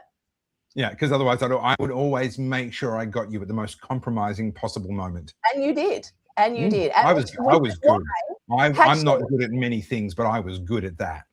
Did you see our most recent thumbnail? You probably didn't because you were on the plane and I did this deliberately. Let me just show you just very quickly. I hope you guys appreciate my my thumbnails because boy, do I put some time into it. Here we are. I'm quite nervous. Oh wow. Any opportunity to put you in a dress or give you like boobs, I will take it. You don't have to give me boobs. I already have them. It's like that's not news. Oh dear. But it was fun. Anyway, back to I do look good as a 20-something-year-old female. I got to say that I scrub up all right. What a babe! Isn't she gorgeous? Yeah. You mean aren't I? Excuse me. Yes, I am. You're right. All right. So this is just Callista. I mean, it makes sense. I see the correlation. Yeah. This is just about AI slop because it's something that everyone's like, oh, it's just AI now. Have you noticed that now? If anything, I get it all the time. I get people. I do my videos, and I get people telling me, like, even the video that I did, or the photo that I did, that same photo I was just talking about of me in the departures area at Sydney Airport. Someone jumped in the comments there, like, oh, I don't believe this is you. It doesn't sound like you. Is this AI? I'm like, oh, for crying out loud. That's what I mean. So let me just play this because I think this is really actually a really good conversation point. AI slop, and everyone's decided that these algorithms are to blame. But is that fair, or has AI simply become today's favorite scapegoat? I'm losing my voice, but let's talk about it. AI is the new boogeyman, and sure, there will be people in my comments telling me that I'm not educated enough and I need to do my research. But since you're all triggered, how about we choose some meat off these bones? AI is letting people explore interests that were previously gatekept by their industries. Canva is helping you dip your toe into graphic design, Sora is making you feel like Christopher Nolan, and Suno is helping you reimagine Metallica in reggae, just quietly. It's not too bad. What I felt, what I've known, never shine through in what I've. Naturally, anyone attempting something for the first time is going to suck at it because they haven't had the time to develop style and taste. I was a graduate graphic designer once, and the enthusiasm didn't quite match the output. But over 20 years with time on tools and some particularly constructive feedback and countless iterations, I developed my style and eye. Think about your average weekend market. You've got stalls of paintings that no one's buying, tie-dyed harem pants that look like they've been hanging there since '93, and of course, at least 5 candle stalls. All of it's handmade, and all of it arguably a little bit rubbish, with nothing distinguishable about any of it. The same goes for Kmart, where everything is completely unremarkable in any meaningful way. None of it's AI though. This is where Theodore Sturgeon helps. He gave us Sturgeon's Law, the cheerful little observation that 90% of everything is rubbish, and it always has been. The flood of mediocrity is not some new affliction that AI brought with it. It is the baseline of human creative output. AI inherited mediocrity from us, but what has changed is that we finally can see all of it at the same time. Philosopher Byung-Chul Han describes the texture of what we're seeing better than anyone. He writes about the smooth, the frictionless and agreeable surface that contemporary culture keeps mistaking for beauty. That is precisely what most AI output is. It's smooth, pleasant, and instantly forgettable. Bad work has always existed, but it used to stay invisible because the old distribution channels did the filtering for us. Think about magazine editors and gallery curators and record labels and other industry gatekeepers with taste that used to decide what was good enough to be put in front of the audience. That's all gone now, and all that work that once ended up on the cutting room floor is being uploaded to social media instead. Being visible is not the same as being valuable, and having a subscription to these tools is not the same as having the skill for that tool. The people clogging up Etsy and Pinterest with their AI generations are no different to any beginner. They're full of hubris but lacking any taste and discernment, or an editorial eye that tells them when something is genuinely finished or rubbish. So yes, the volume of AI slop is real, and yes, finding the good things is harder than it used to be, but blaming the technology is a misdiagnosis, and it quietly lets all the lazy people off the hook. AI is just revealing the importance of taste and talent, the two things that you cannot fake but are forever immensely valuable. If Gen Z arts majors could comprehend, they would be very upset right now. They would be crying into their lattes if only they could keep up with you for that long. I think you dropped a couple of serious bombs in there. I cannot fault the logic. I would extend it more widely than that. And a lot of the arguments that we're hearing genuinely, I mean, people say this is a throwaway line. Oh, you're just a Luddite. No. Actually go back and read what the Luddites said about manufacturing, about steam power, about the advent of mass production. It's exactly what the haters are saying about AI right now. Mediocrity, You're absolutely right, has always existed. I'm actually going to defend mediocrity. Most of the things in our lives need to be mediocre, because if everything in our life was exceptional, we couldn't afford it. Most of us are, by definition, pretty average. And even the ones that are exceptional, the ones of us that are exceptional in certain areas, are pretty average in the rest of our lives. Most of us cannot afford to pay for exceptional in every area. We have limited resources. We need the mediocre, the mundane, the unremarkable, the mass-produced, the average quality, because otherwise we couldn't afford it at all. We couldn't afford to live. If the only food available was the kind of food being served up in 3 Michelin restaurants, how many meals a week could you afford to eat? Very few. We eat a lot more meals than that. Why? Because McDonald's is mediocre and therefore it is cheap. The same with clothing, the same with entertainment, the same with everything. I've made a defense recently on my page, and I'm actually going to lean into this a lot more in the coming year. A defense of the bottom rungs of the ladder. It is so important to have the bottom rungs of the ladder in every single area of life. The people churning out mass-produced mediocrity are not actually doing us a disservice. They might be doing themselves a disservice. They might be limiting their own potential and growth in life by being mediocre.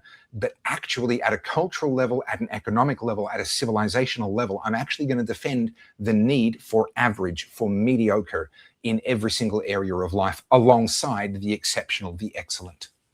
I don't disagree with you, but the part that, I was trying to drum home about AI is a lot of people using these tools for the first time are literally so shocked by what it does, and they're going, "That's brilliant! That's amazing!" Yeah. But if you're a veteran graphic designer or a veteran photographer, and you look at some AI generations, of course you're gonna be like, the person has like 6 hands. But you develop taste over years of refining the thing, and this is why, like, I will say I'm getting so much pushback from women around my AI stuff. Yeah, right. The uptake of men doing my masterclass is quite high, but the friction from women is like, we're just refusing. We're not doing this. We're smart in this. We know where this is going. Okay. I mean, if you know where this is going, then maybe that's all the more reason to pay attention. Maybe if you're afraid of where this leads, maybe that's a reason to actually wrap your head around it more, not to bury your head in the sand. At least just be aware. I'm not saying you have to love it, but isn't this the best time to plug my masterclass? It is. Do that, and then we need to get to the very, very dark story out of the UK. Yeah, I've kind of been putting it off. I can tell. Yes, I can tell. All right, let's. All right. Yeah, plug your masterclass. Let's do something purely commercial and cynical prior to honouring a young man whose life was cut short, because that seems appropriate. This feels weird. Don't let me make it feel awkward for you. It feels awkward. Guys, if you're interested in AI in any capacity, I'm now moving from just talking about AI and introducing you to it to actual practical tutorials. And we're going to learn how to build a website. It's not going to be the most amazing website you've ever built because it's your first time. And this is why we have mediocre stuff. You are going to learn how to use a lot of AI tools to do things that previously would have cost you, $10,000 to get done for you. And we're going to learn how to get on, as Topher so well put it, get on the bottom rung of the ladder, how to use a bunch of different AI tools to actually do things for yourself. And so if you're wondering how people like me learn how to become a video editor and Topher learn how to do YouTube and things like that, these AI tools are actually going to expedite that learning curve for you. And so I'm going to show you how we use AI to build something. So if you'd like to learn how to build a website, carlzjsoda.com, sign up, 11th of June. You get access to the first 2 masterclasses and that pretty book. If I dance, does that make it better? I've only done the first 2 masterclasses. I haven't done the new module that Carly's releasing. But those first 2 masterclasses genuinely changed how I work for the better. I am considerably more productive. I'm still only in my infancy on my AI journey. I'm still, broadly speaking, using Claude like a more advanced version of Google. Yes, but even that's like the baby step. Like, people who are actually into AI resent people like me.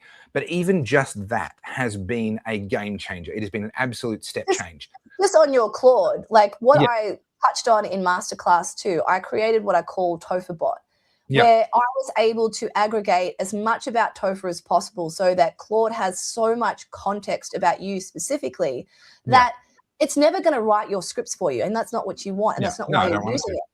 But all the aggregation, all of the admin, all of the, oh my God, I just need to write this quick little thing or whatever.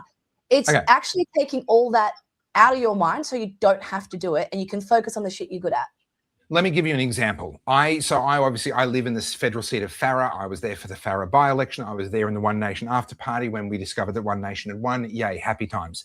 Someone came to me and said, Topher, One Nation have approached me to see whether I will run in the New South Wales seat of Albury in the state election that's coming up next year. What do you think my chances are? And so I went to Claude and I said to Claude, pull up every single polling booth from the Farah by-election that also sits within the boundaries of the Albury, New South Wales state seat, because they're 2 very different seats. Also, have a look and tell me what other polling booths and regions exist inside the New South Wales state seat of Albury that don't lie within the federal seat of Farah, i.e. this is an area that I don't have information on yet. Now, look at the results from all the polling booths that overlap Farah and the Albury, New South Wales seat and tell me what the results are. And based on what you know about those regions and the demographic differences and the way that they've voted, extrapolate what you would expect the vote to be in the seats that are within in the polling booths rather, that are in the New South Wales seat of Albury, but don't lie within the Farah federal seat. Therefore, we don't have any data from them from the Farah by-election.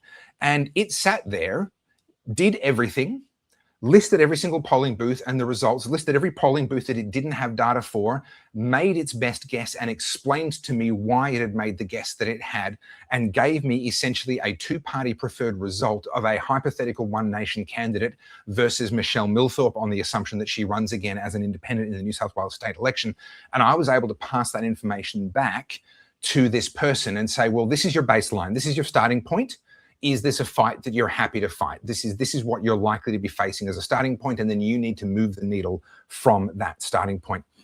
And the amount of time it took me to do that was about 6 or 7 minutes, because I had to think of the question, write the initial prompt, check when it came back that it had actually sourced the correct information, it had found the right web pages, and just go, yep, that's the correct stuff. Go ahead and do that. And then glance at the results and just do a sanity check. You never want to trust AI without giving it a glance, without giving it a sanity check at the end. But because I already know the data fairly well, I looked at what it presented me with, I looked at its reasoning and argumentation, I went, all of that checks out, and I sent it off. I was able to do a deep analysis of a hypothetical two-party preferred based on real-world data for a seat that hadn't had an election since the last New South Wales state election, using federal election data, and I did it in perhaps 6 or 7 minutes of my time. Right. That's amazing. The force, and that's still only basic stuff. Like, I'm still only using it like an advanced Google. I'm not actually doing the cool kid stuff with it yet, but it's already incredible. And let me just say, I don't often give you credit, Carly, but credit where it's due. I wouldn't have had the boldness to even attempt that, except for the fact that I have done the first 2 modules of your AI masterclass. So I genuinely recommend it, guys. This isn't some cynical marketing, whatever. No. There's nothing in this for me. Go and buy it. Go and sign up for it right now. I've done the first 2. I plan to do the 3rd one. And in fact, I paid for was it the first or second one? Yeah. So like, I'm one of her paying customers. I haven't even gotten it gratis. Hopefully I'll get number 3 gratis, but I haven't even gotten it for free. Right. But it's honestly, the confidence that it gives you to be able to just get out there and actually start playing with it and start learning has been a game changer for me. Anyway, I'll give you guys, we'll just finish with this. I'll give you guys a little insight into where we'll be going with the next one. G and I have been playing with, we call it robots. We play robots, where we're playing with agentic AI and the agents. And G has downloaded something called Hermes, or Hermes. I call it Hermes, but it's like Hermes, you know, the Greek god. And Hermes is the agent, and G has been getting it to work as our smart home device. So he's been able to program our RGB lights in the house to turn on, turn off, and things like that. This is very basic stuff. But this agent is so G prefers Grok, so he connects it to Grok, and it can sanity check itself. If it needs to, it goes to Grok to do things. And it's doing sophisticated, like, I don't even know what you call this, programming and computing that I wouldn't even know what to do. And it does it in the space of seconds. And he'll be sitting there, and this little robot man's just like popping things up. And then this is where you and I are different. There ain't no way I'm allowing any AI to control anything in my house. Thank you very much. I want locks that require a key. I want lights that require a switch. And I don't want anybody to be able to control anything without me being able to see where they are inside my house. Well, I'll give you one more example. So I get a lot of new AI newsletters, and like all of us, we sign up to these EDMs thinking we'll read them, and we never do. And so much so, and this is what I will say about AI, like everyone that's in this space is overwhelmed because it's just, it's developing at breakneck speed. And so I programmed my Claude Cowork, which is my local model on my computer, to go into my emails, to grab all of those AI newsletters, pull apart anything that's relevant to me, and create a pretty newspaper document every Sunday morning at 9 a.m. So when I sit down for my coffee at 9 a.m., I have this PDF that looks like a traditional newspaper full of the information about AI that's only relevant to me. So it cuts out all the crap that's irrelevant.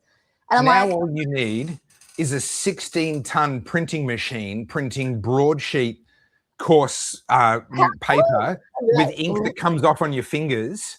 And then you'll have it made. That's, you just need a couple of tons worth of industrial machinery in your back room. We're going back. Magazines are coming back. I don't know if newspapers ever will, but magazines are on their way back. But anyway, let's bloody talk about this poor kid.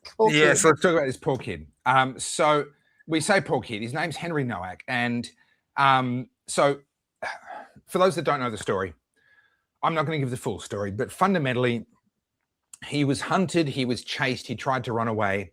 He was stabbed multiple times, and police came, arrested him. He said to them, he was able to say to them multiple times, I've been stabbed. And you can hear the copper. So the reason this is back in the news, it happened a week or so ago, but it's back in the news now because the UK government, under immense pressure, finally released the body camera footage, and it's as bad as what everyone feared it would be. The cops ask him, what's up, and he says, I've been stabbed. And the cop repeats to him, oh, you say you've been stabbed? I don't think you have, mate. And the guy bleeds out. He's put in handcuffs, and he bleeds out and dies. And he was treated like the criminal because it would appear because he was the white guy, and the other people involved, the people who had been stabbing him, were not. This has sparked an enormous amount of outrage, so it should. There are lots of people saying, oh, the outrage is just racism. Well, no, hang on. Did you see the outrage when George Floyd died? Did you see the outrage whenever there's a crime that goes the other way? Like, I'm sorry, you are absolutely entitled to be outraged that a white victim of a stabbing was treated like he was the criminal by default by the police. That was the police's automatic default response. This guy must be the criminal because he's white. He says he's been stabbed. We won't believe him. The others say that he was the problem. We'll automatically believe them. And it cost him his life. He died. He bled out because of the assumptions that the police made there on the spot. Now, the police officer who was most directly involved has apparently resigned. And that's a good first step. I wouldn't want him on the beat anymore, but that's clearly inadequate. He needs to be prosecuted. This is criminal negligence at a minimum. To fail to even check when someone says, I've been stabbed, you fail to even look for a wound, you just dismiss it. That's criminal negligence. I don't care about the color of the person. I don't care about the circumstances. It's not like there was an ongoing fight. The police officer himself was in no danger in that particular moment, or at least not as far as he could perceive. And therefore, there is no excuse for him not to have checked and to have verified and to have done some sort of due diligence. He dismissed it out of hand. That's criminal negligence. A young man is dead because of him. Now, what's interesting to me is that this has polarized people in exactly the way that you would predict, but not with the result that you might predict. So, like I said, we saw what happened. We had Australian federal and state politicians, Victorian police, etc., kneeling after the George Floyd killing, death, whatever you want to call that. They were very happy to jump on the racial bandwagon in response to any of those sorts of deaths that happened halfway around the world. But this is a death. This is what appears to be a racially motivated stabbing. He was stabbed because he was white. And it appears to be racially motivated negligence on the part of the police. He was neglected because he was white. You won't see Australian politicians. You won't see Victoria Police taking a knee. You won't see riots, although actually, sorry, hold that thought. Maybe we've crossed that threshold because there is some stuff going on. It's kicking off in England as a result. But the thought that I had, and judge me for this thought if you want to, but the thought that I had when I saw it was, is this the Bondi Massacre moment in the UK? Now, what I mean by that is that One Nation were already growing in Australia. They were already increasing in popularity in the polls. And then the Bondi Massacre happened, and that's when things took off. That's when the spell was broken. An enormous number of people who used to dismiss One Nation, racist, whatever, and used to be rusted on to Labor or Liberal, all of a sudden, that's what broke them free and dispelled the spell, and all of a sudden things changed. Now, Reform, of course, and Restore as well. People want to talk about Restore. I don't think they're the main game, but okay, you do you. But Reform, of course, have had a huge rise, and that's plateaued. Arguably, it's declined a little bit, but they're still doing extremely well. They've done very, very well in the local elections that have happened, etc. But there's this debate, there's this argument: can they sustain this until the next general election in the UK, which doesn't have to happen until 2029? It could still be 2.5 years away before the next general election, or even 3 years away before the next general election happens in the UK. I can't help but wonder whether this is the moment that galvanizes the UK in the same way that the Bondi Massacre did over here. What do you think? Look, I would have thought those young girls getting stabbed was is it Southport? But it wasn't. Yeah, you're right, and it should have been, and so many things should have been, but they weren't. I think the issue is I mean, the UK is a huge population too. People don't realise this. I'm not just talking about recent years. Like it's what 59 million or something UK. I thought it was, yeah, more than that. I'll double check now, but yeah, it's big. It's a lot. So you got to remember, a lot of these people for the last 20 years 70 million. 70 million have been utterly indoctrinating that the British were the evil colonizers. They have so much guilt. And like we have that as Australians, right? Imagine that as an actual British citizen. Yeah. And this whole young generation of Britons, native Britons, feel it's, I don't think it's hyperbolic to say they probably feel like Nazis in 1950s, right? Like, oh, it's this horrible shame that I now have to carry around. And so when things like this pop up, they're like, we can't react because we can't be seen to be racist. And I think this is one of those moments where everyone's sort of looking sideways. Like the young girls is important because that was so horrific, right? And it was he was Sudanese or something. I can't remember what he was. And it was a rampage. And people are sort of like, oh, it was a one-off. It was a one-off. And it's like, well, hang on, but it's such an egregious crime. And there's so many stabbings. And then we had the Pakistani and it rape wasn't thing. a one-off. Yeah, It wasn't a one-off. Yeah. And so I think what this is, that all of these in their individual nature are horrific, heinous crimes that should be bringing a nation to its knees, because it's the kind of thing that makes you go, wow, like this is making the blood run cold. Yeah, who have we become? Yeah. The Pakistani rape gangs, like understanding that that's not just one child, that's systemic. It's decades of suppression at the hands of actual native British police officers. Yeah, and politicians. Because they don't want to be seen as racist. And this is what this whole colonizing wokeness bullshit has done. It has put people in these positions where they can't do anything. They literally paralyzed, right? Yeah. And so a young boy being stabbed, they're like, oh, well, we don't know we don't know what happened, we can't react. And Keir Starmer said nothing for days. The pressure, and this is why I keep saying, you guys feel like we're powerless. No, we're not, but you just need to be immense with the pressure. The pressure was there for the parliament to release the body cam footage, and it's exactly like you thought it would be. It's actually worse than that. And now you can see just how callous and how cruel the police were. These are the same police, by the way, who will arrest you for a Facebook post. They'll do nothing about prolific, systemic rape of young girls. They'll do nothing about a young boy stabbed and bleeding out. They'll handcuff him, right? But they'll go after someone who says something a little bit not nice on Facebook. Yeah. This just shows them for what they are. Keir Starmer, I don't even know how he's still there, but the optics of this are unrecoverable in my opinion. And I'm not one to incite. I'm not one to say that we should be rioting. But what is happening now where people are rioting is absolutely warranted. You have not been listened to. You have had your politicians constantly gaslight you and try and slow down or suppress any opportunity to investigate these horrible crimes. And now with that body cam footage, there's nothing you can do. It is on full display. These are your policies. This comes from the government of the day.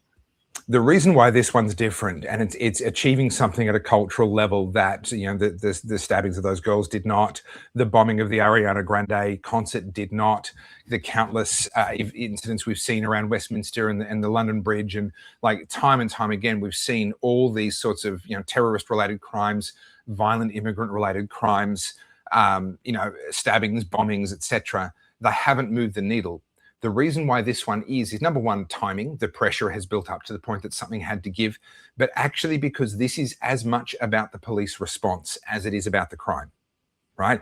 And it's there in real time. It's not a delayed response. Oh, the police didn't do anything about the Pakistani rape gangs. No, the police stood there and watched a man bleed to death. That's a different thing. I think that's why this one is dispelling that spell. It's breaking that spell in a really heartbreaking and tragic way, but I think it's going to be effective. Sorry to interrupt you. You just said that, and I just want to pause on that, because I feel like in today's environment, whether it's in the UK, it's in Australia, it's here in the US, these things pop up, whether it's Bondi, whether it's the Iranian soccer team, whether it's this moment. These horrible moments happen. We talk about it for a day and then we forget about it. I just want to really emphasize that point, because I feel like it's something that I need people to have in their mind. Police officers whose entire job, the reason they're paid by the state is to protect the public. That is their only job. Yeah. You had a man who was literally bleeding out. The only thing they had to do was save his life. That's their job. Mhm. That's their job. And Mhm. they failed purely because of ideology. No other reason. It was the ideology that stopped them from taking the actions that they have to do, that are their job, right? Yeah. White kid who says he can't breathe, he's bleeding out. You could see the blood, right? Like just sorry, I know I'm being graphic. I just really want to get to the point here. If someone's bleeding out from their abdomen, it's not like two spots of blood. It's black, and it pulls. You would see that. Anyone with fucking eyeballs, if you are handcuffing a man from behind his back, and he's on his stomach where his abdomen is, that blood would be moving around him. You would see it. No, it'd be on his hands. You get stabbed. It would have been on his hands, etc. So this is the callousness, and I blame the police officer, but also their indoctrination. You can have actual human blood on your hands that's still warm. You can see the life slipping from this kid, and you still did nothing. Yeah, that's what we've become. Can I make it even worse than that? The reason why this kid was not able to defend himself is because of the police. Now, that's not a direct link. I'm not saying that if he was allowed to, he would have carried a gun or that he would have successfully defended himself. Of course, we can't know what the counterfactual would have been. But it really irks me when people say to me, oh, well, if someone, steals your car, who are you going to call? If someone invades your home, who are you going to call? If someone tries to mug you, who are you going to call? Well, if it weren't for, why have I got a verification request? Sorry, I think someone's trying to connect to my webcam here. If it weren't for the fact that the police have threatened me into disarming myself, I wouldn't have to call anybody. Right? Except maybe someone to operate an excavator so I could dispose of the body before it started to rot. The reason why he was disarmed is the same reason why I'm disarmed and not able to protect my family. Don't give me some bullshit about, you can talk big talk, but if you're in trouble, you're going to call the cops. No, if I'm in trouble, I'm going to reach for the 9mm that should be with me at all times. Okay, I'm an absolute believer in the right to keep and bear arms. I believe that the Australian government infringes on that right each and every day. The right to self-defense, the right to protect myself and my family, my kids and my house is absolute. It is God-given. It comes from a higher authority than government. Government can infringe that right. And in Australia, the UK and most of the world, they do infringe that right. But they cannot actually take that right away. That right still exists despite the fact that they infringe on it. So the very same police officers who stood over his body and watched him bleed out are also the reason why he didn't even have the option of lawfully carrying the means of his own protection. Now, again, I don't presume to know whether he would have carried had he been allowed. I don't presume to know what would have happened had he been carrying. I don't know any of that. But the very same officers that were supposed to protect him were the reason why he couldn't protect himself. Now, if this isn't a wake-up call, then I'm sorry, what is? Yeah, God, I don't know about you, but I feel like we've talked about so many horrible things on this podcast, and everyone's sort of like, yeah, that sucks. Next, the fact that we had Bondi in December, and was it 15 or 11? I can't remember the body number. 14, 15 people killed, something like that. Yeah. Or whatever it was, not including the gunman. Not including the shooter, yeah. Boy, we've moved on from that pretty quick. Don't you feel like they? No, I think that's had an enduring effect. I think we're seeing the enduring effect in the One Nation polls. Yeah, I think so. I think so. Maybe.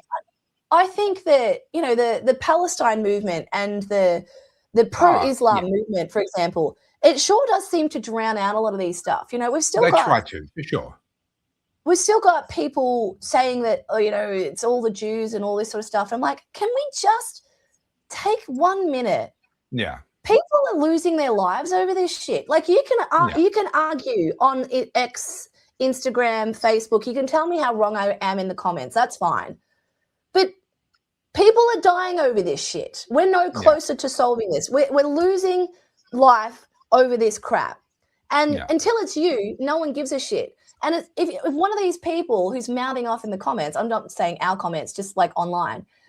Until one of them gets stabbed and one of them is daughter's raped or something like that, it's so easy to weigh into these arguments. And I just, what has happened for us to be so disconnected that we can hear about these things and go, Well, here's the tragedy, Carly. As you've observed before, you played the video of a mother whose car was stolen with her kids in the back.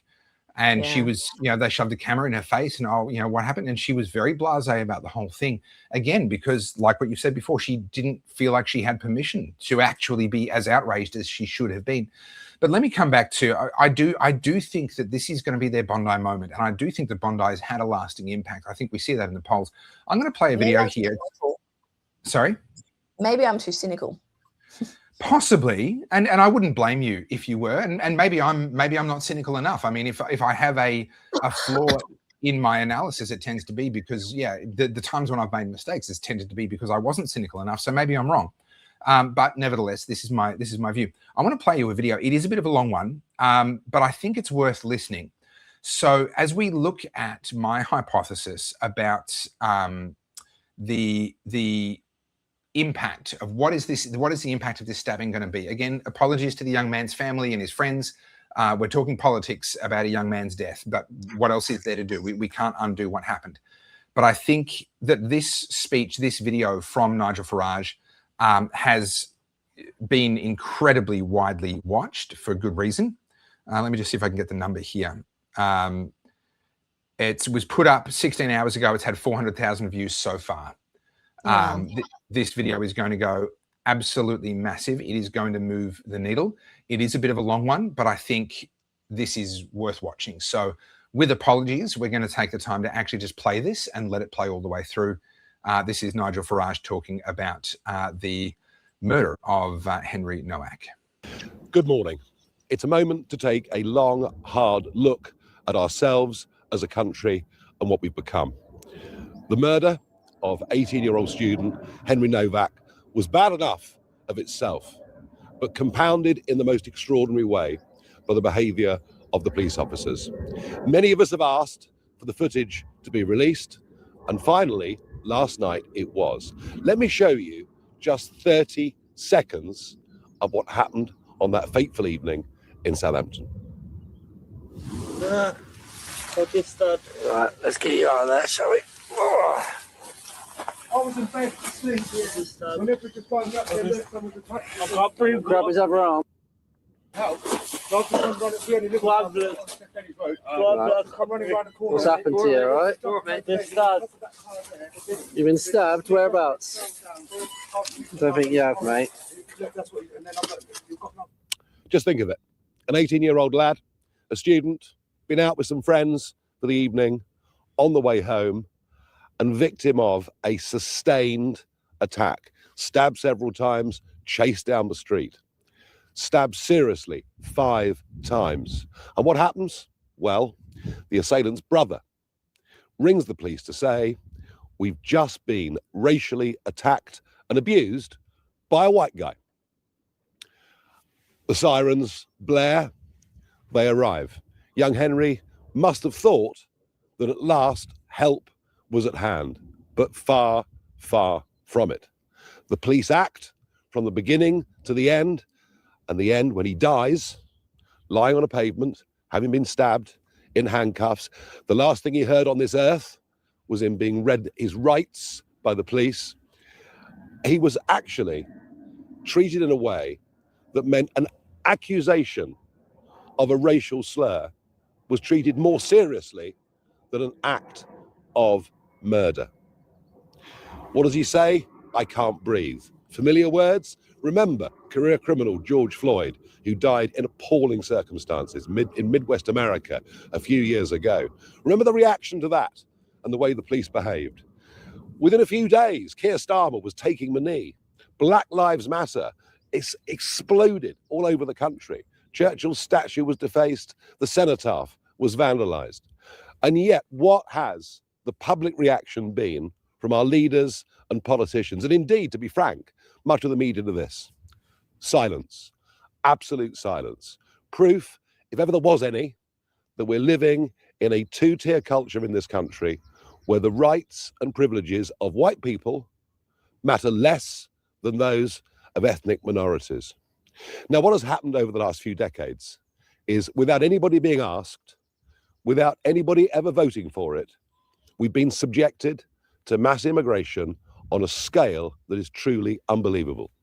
At least 10 million new people have come to Britain in the last 20 years. And let's be clear, many of them are great people who work hard, have integrated and made their lives here. But far too many that have come have refused to integrate, are leading parallel lives and leaving many of our cities almost culturally unrecognizable from what they've always been. But to stop any criticism of this, we brought in hate speech laws. We brought in a DEI agenda. We brought in what is called positive discrimination in favor of ethnic minorities over those of white people whose families have lived in Britain in many cases for centuries. That is the mess that we've got into.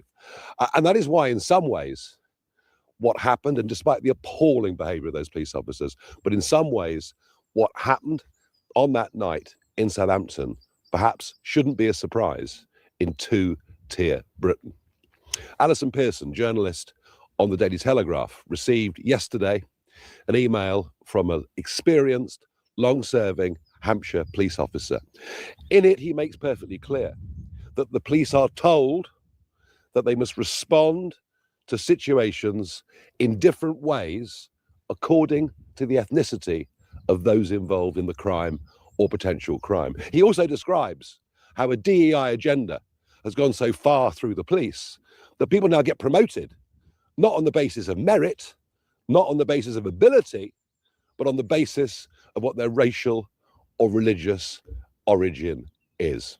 That has led to a decline in policing standards. But think of this. Much as we may condemn the two police officers involved here, think of this. The biggest fear a police officer now has going about his or her duty on the street is the fear of being reported for having acted in a way that was racially biased. That fear, now greater than dealing with a dying man living on the ground. Henry's family have responded to this in just the most extraordinarily dignified way. But I suggest the rest of us respond to this with pure, cold rage. This is wrong. All the values and standards of living in a free country where everybody is judged equally before the law have been trashed and thrown away. And there are one or two things that need to happen very quickly. The first is that the police complaints operation, the IOPC, needs to get to the bottom of this and produce a report very, very quickly. Secondly, even through to sentencing, the sentence given was actually lower than the recommended minimum for a sustained, aggressive, murderous assault. And I'll be writing today to the Attorney General asking him to review the sentence. But the most important thing that needs to change, that has to change, if our society is not to be ripped apart, where communities start to distrust each other and deeply distrust the police and all the other institutions of this country, is we need a change in culture. Enough of anti-white prejudice. A promotion of the idea that white lives matter just as much as black lives. An end to DEI and positive discrimination, but a country that treats everybody equally and fairly before the law. This is serious. This is urgent. I fear for where our society will be in a few short years if we don't grip this and do it very, very quickly. I want to send my sincerest condolences, the country's sincerest condolences to Henry's family. I hope this is the last time a British police force operates in this way. But the fish rots from the head down. It is up to government and police chiefs to change this culture and to start that process today. Thank you. Spencer Pratt. Really well spoken. Yeah, he's spot on. Let me guess, the media's reaction is Nigel Farage has been a racist? Look, it's a bit too soon to know what the media's reaction is overall. I haven't gone in and looked, and it's been less than a day since you put that up. But I can't help but think, given the clarity of that response versus the silence of Keir Starmer, the mealy-mouthedness that we know is going to come from other political sort of sides. I can't help but expect that this is going to be a bit of a game changer. And I think watching UK politics over the next 6 months coming out of this, I think Reform and Nigel Farage are going to be in an even stronger position given these events. It's a tragic thing. It's not worth someone's life to have that happen. But Henry's life is lost. And so from here, it's about trying to make sure that we don't see repeats of this sort of thing and that the right lessons are actually learned. We both know that Keir Starmer doesn't want to learn the right lessons.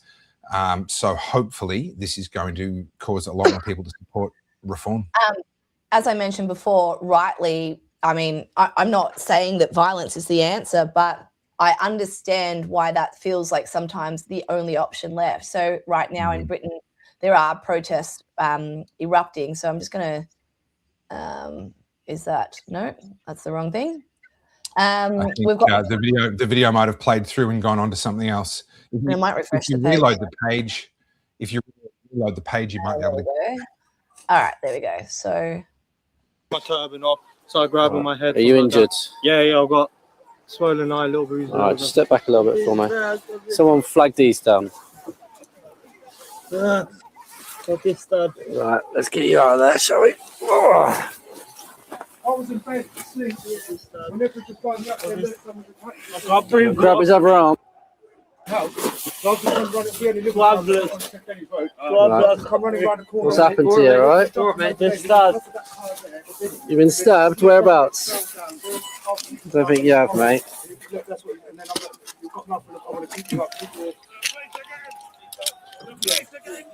Hand? I can't breathe. Put the hand in the cuff, mate. Yeah.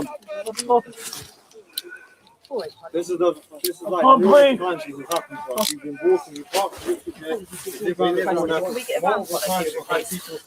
nothing happens.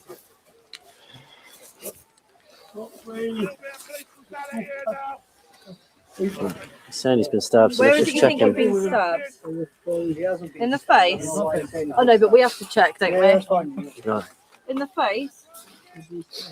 Just get these to back off, get their details on that, and I'll keep hold of them. Should we Right, keep you on your side, mate. You better retrieve then. Saying to him, keeping him on his side. We were set up when we had him here, but he didn't like it. What's your name, mate? At the moment, you are under arrest. That's for assault, so you do not have to say anything. May harm in defence. If you do not mention when questioned, so to which you later line in court. Anything you do say may be given in evidence, all right? It's going to be sick, I think.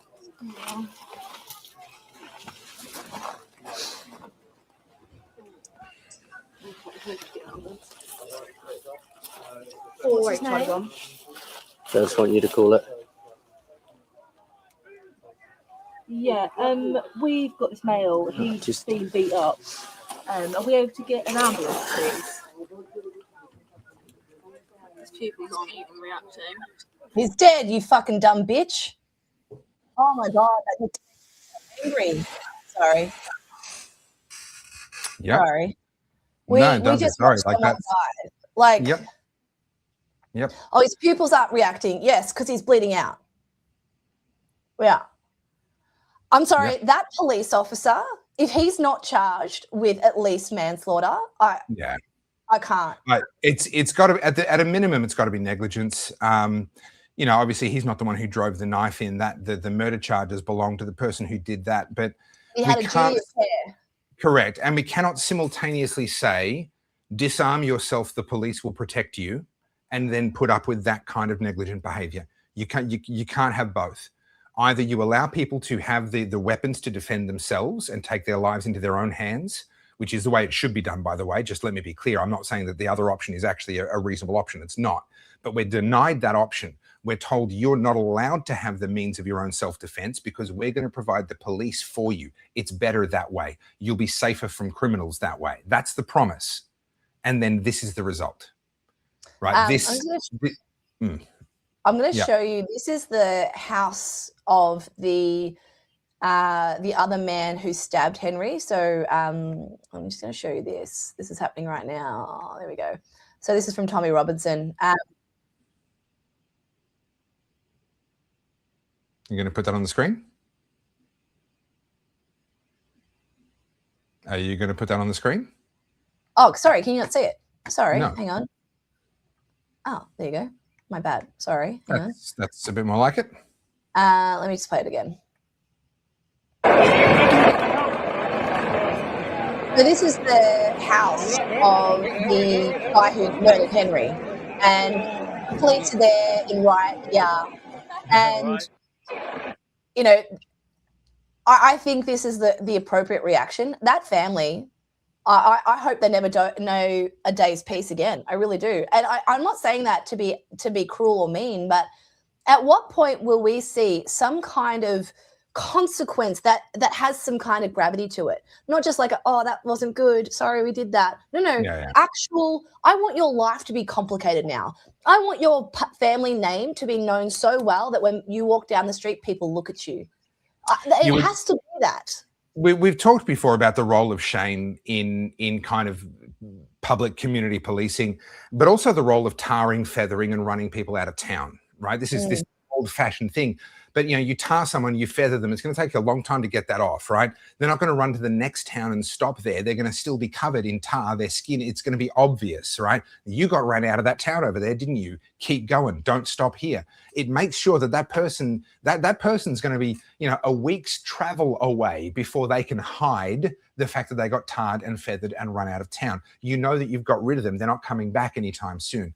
There is a role, there is a place for that in society. And I would suggest that, anyone, I mean, people are just standing around there while the police are looking at a guy who's dying. And I'm trying to infer from what the police officers were saying, but the people around this stabbing victim seemed to be denying that he'd been stabbed. They didn't seem to be. It was this guy. This is why I brought up his photo. So this guy was the one that goes, oh yeah, I've got a cut on my eye. The actual, he's a murderer. Let's be clear. This is a murderer.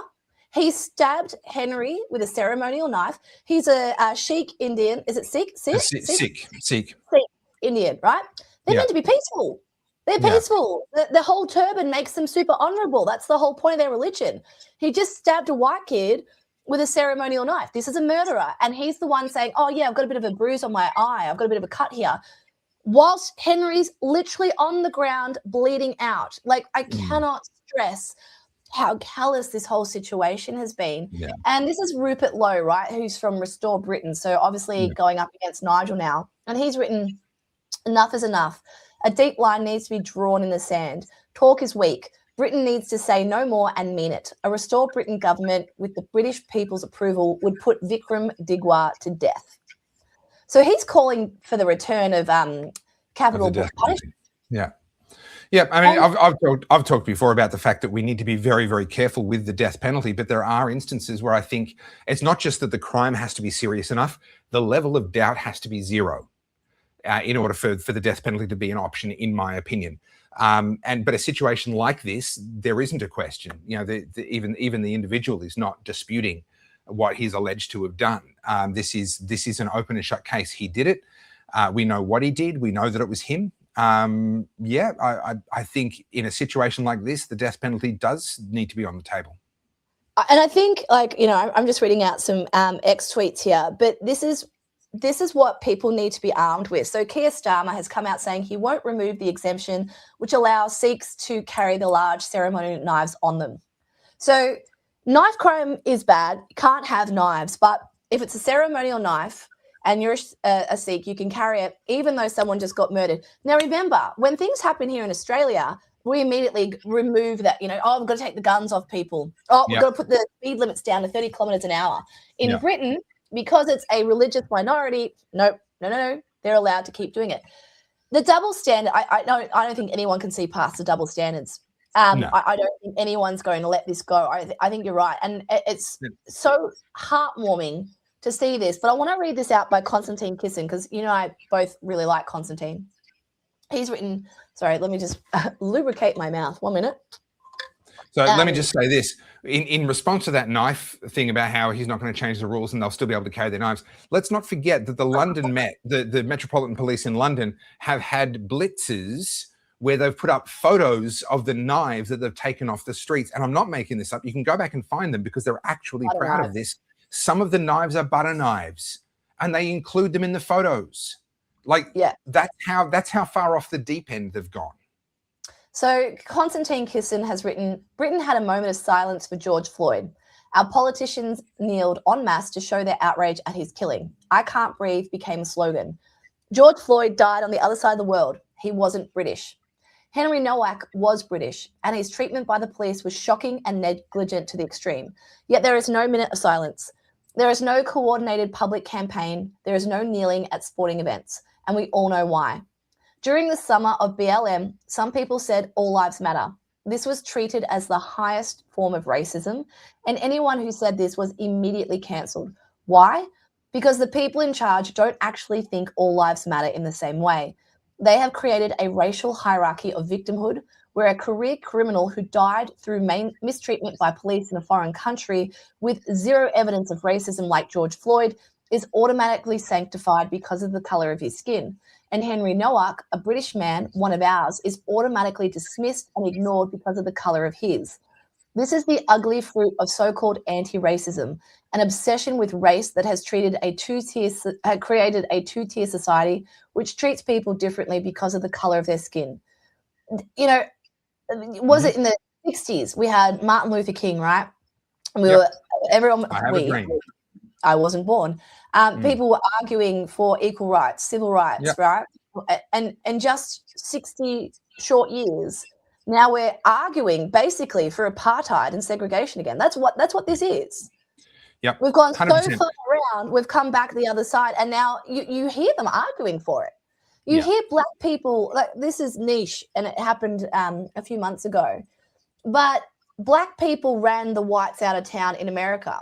And so the whites created their own little area, and now they're calling that racist. It's like, but you ran them out of town. You didn't want them there.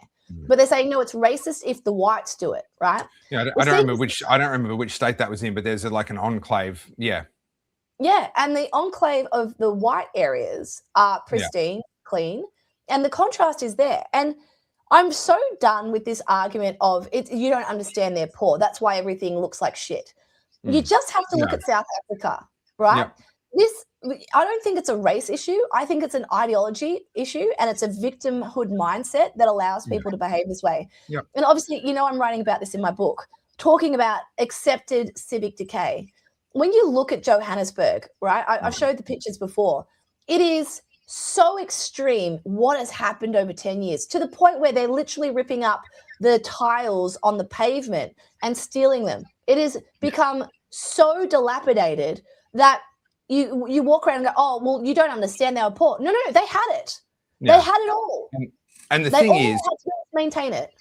There are plenty of poor people in the world who still choose to live with dignity. They keep their humble little house or trailer or what have you neat and clean, and they tend their little tiny garden, and they present themselves to the best of their ability given their means.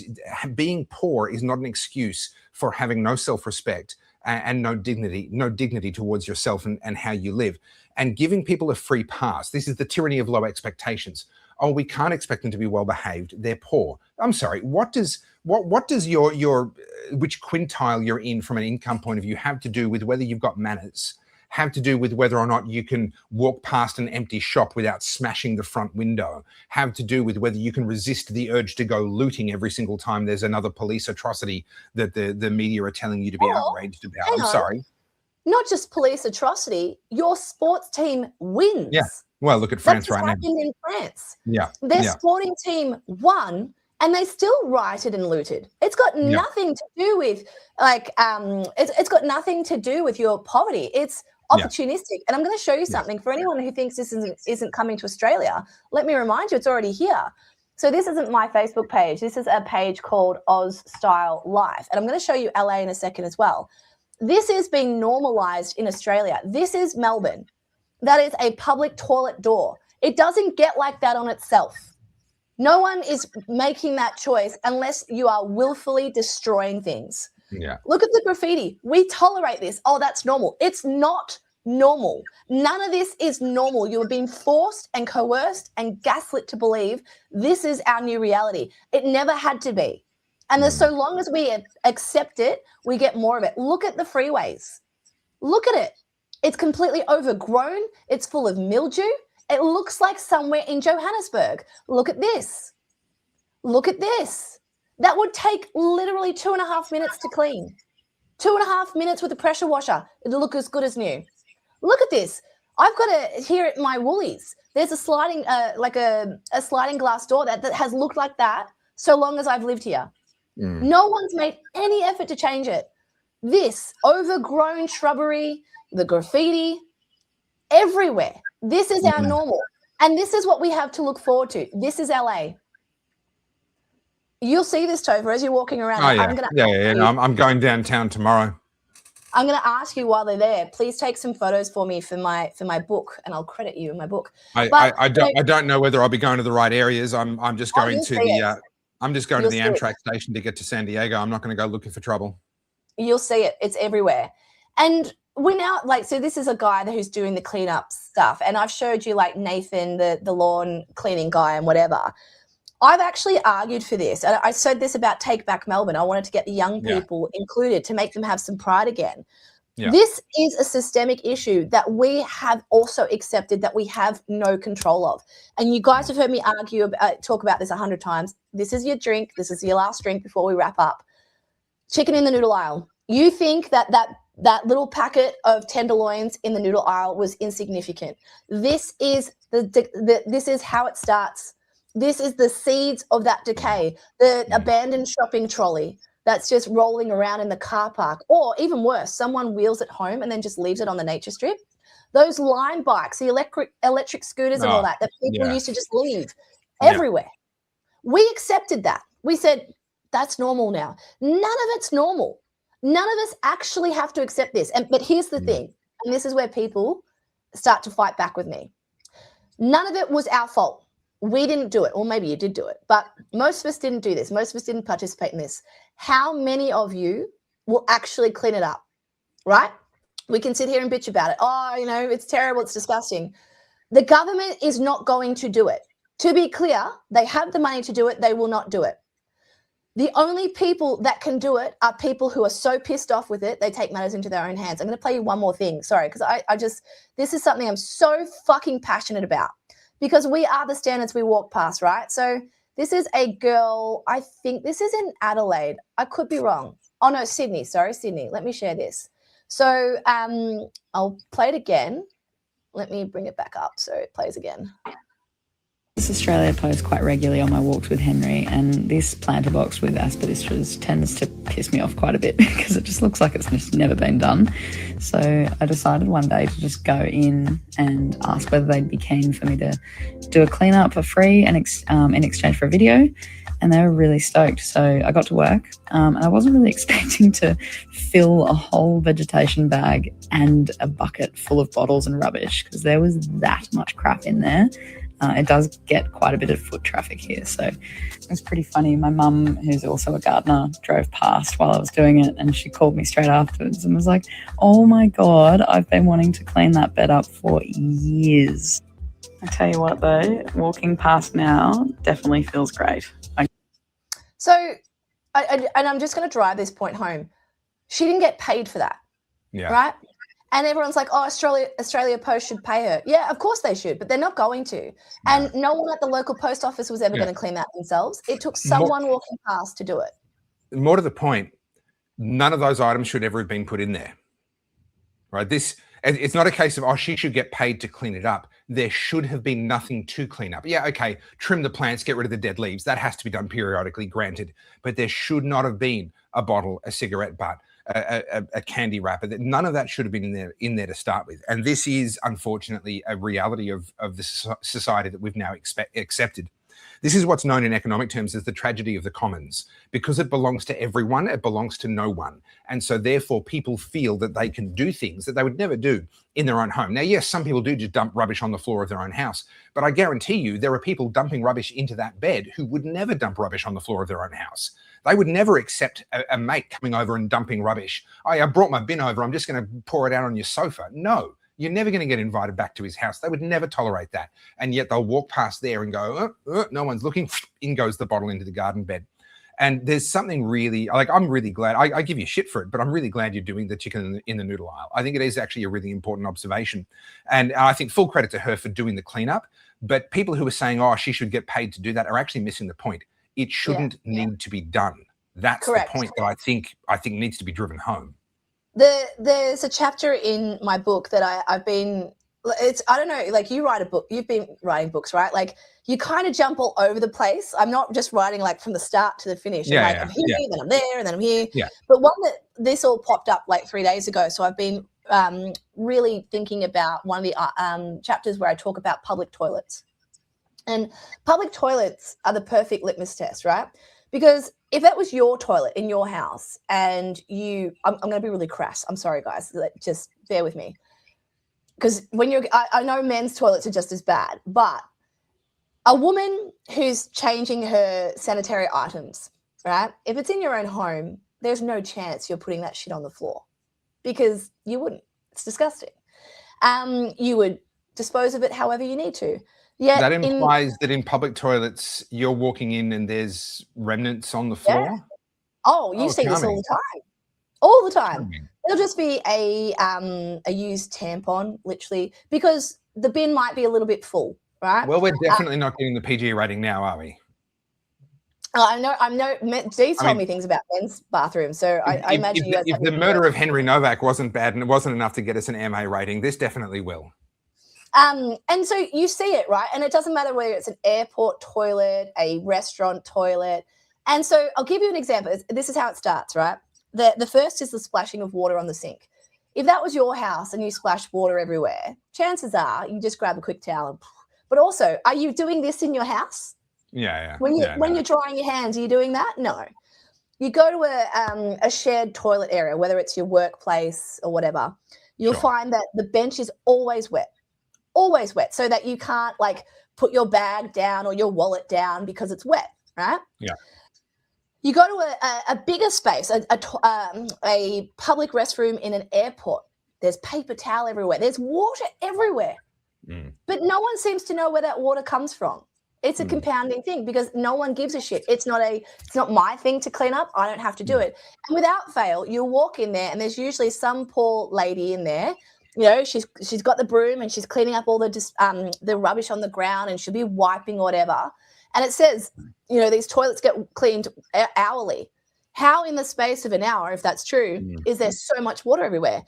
And so we accept that that's what public toilets are like. And then you go one further, right? The public toilets, the automated ones that are in the city.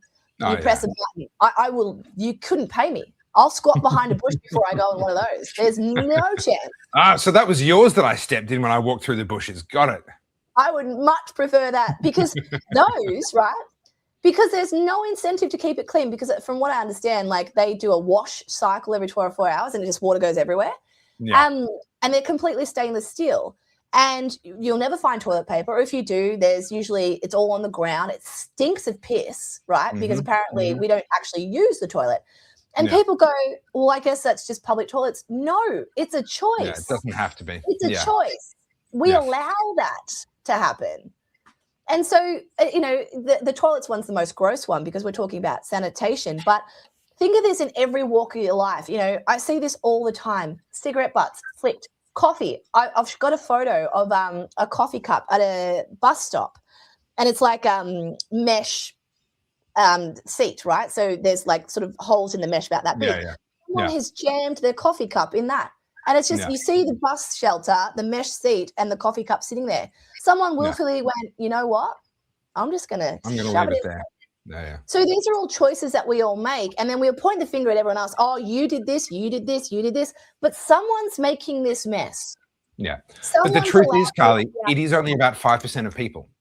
That's the reality of the tragedy of the commons. That's why it is the tragedy of the commons. You could have 95% of people doing the right thing, but the 5% of people doing the wrong thing start that cascade. and leave the 95% feeling like, well, what's the point? And so another 5% join in because they're like, they weren't going to do it, but now that it's started, they're like, well, why am I trying to do the right thing when clearly nobody else is doing the right thing? Well, the truth is 95% were doing the right thing, but the 5% that weren't left an impact. And so now another 5% join them, and then it just goes off the chain and another 10% join them. And pretty soon everyone's just thrown their hands in the air and gone, what's the point? But it's the tragedy of the commons, and it's when there isn't that person there able to hold somebody accountable. I gave the example of the private property. If your mate brings over a bin and dumps it under your couch, you as the property owner, the property, the couch, etc., and you're like, mate, get out of my house and never come back. You're going to enforce a standard. When it's common property and there's no one there to enforce a standard, then you've got a problem.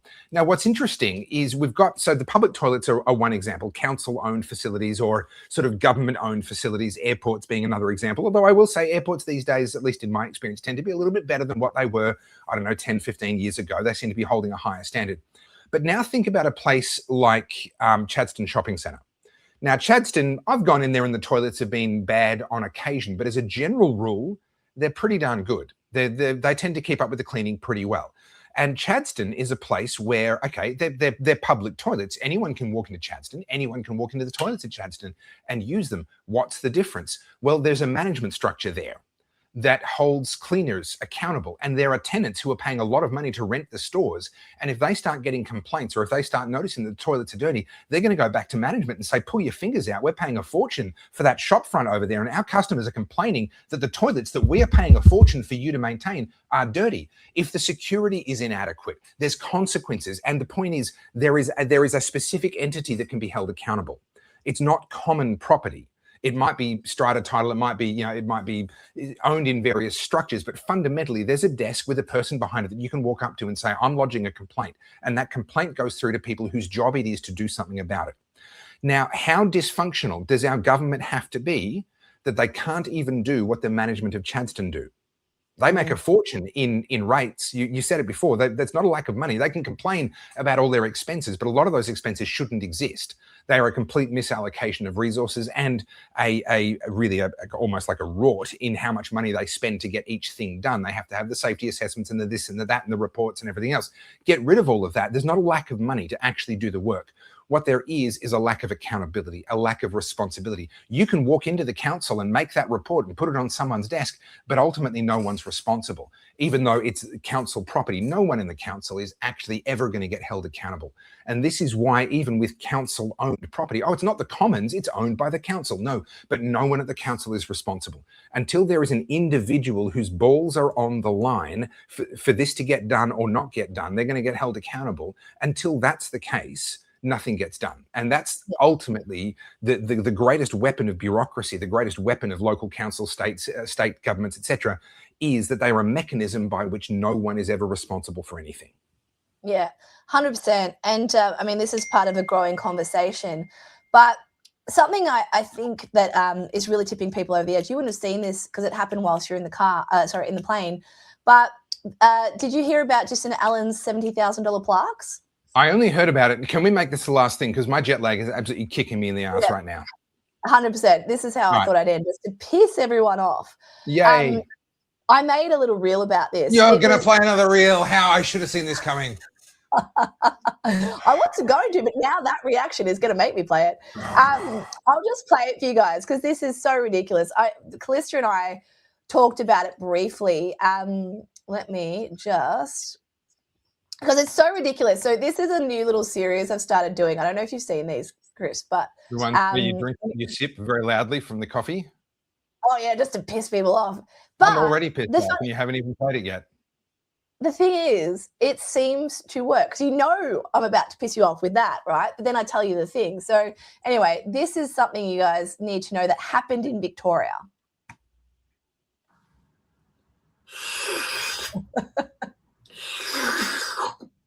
Did you know that Victorian taxpayers have just copped a bill for $70,000 for 5 bronze plaques to go out the front of the metro tunnels? $30,000 of which was replacing the same 5 plaques because they didn't have the word honourable in front of Jacinda Allen's name. The word honourable is doing some really heavy lifting in that sentence, considering that Jacinta Allen was never elected into her position. She was put there. She's responsible for increasing the state debt by over $100 billion in just 18 months. But hey, I'm sure glad that we're spending over $70,000 to put the word honourable in front of your name. For someone who makes a living lying to the people who pay your salary, it sure does seem like hubris costs a lot in this. Yeah. Look, here's what I'll say. Why are we putting plaques in the first place? Like, honestly, the absolute arrogance of sitting there on the taxpayer's dime, spending the taxpayer's money, insisting that your name goes on there.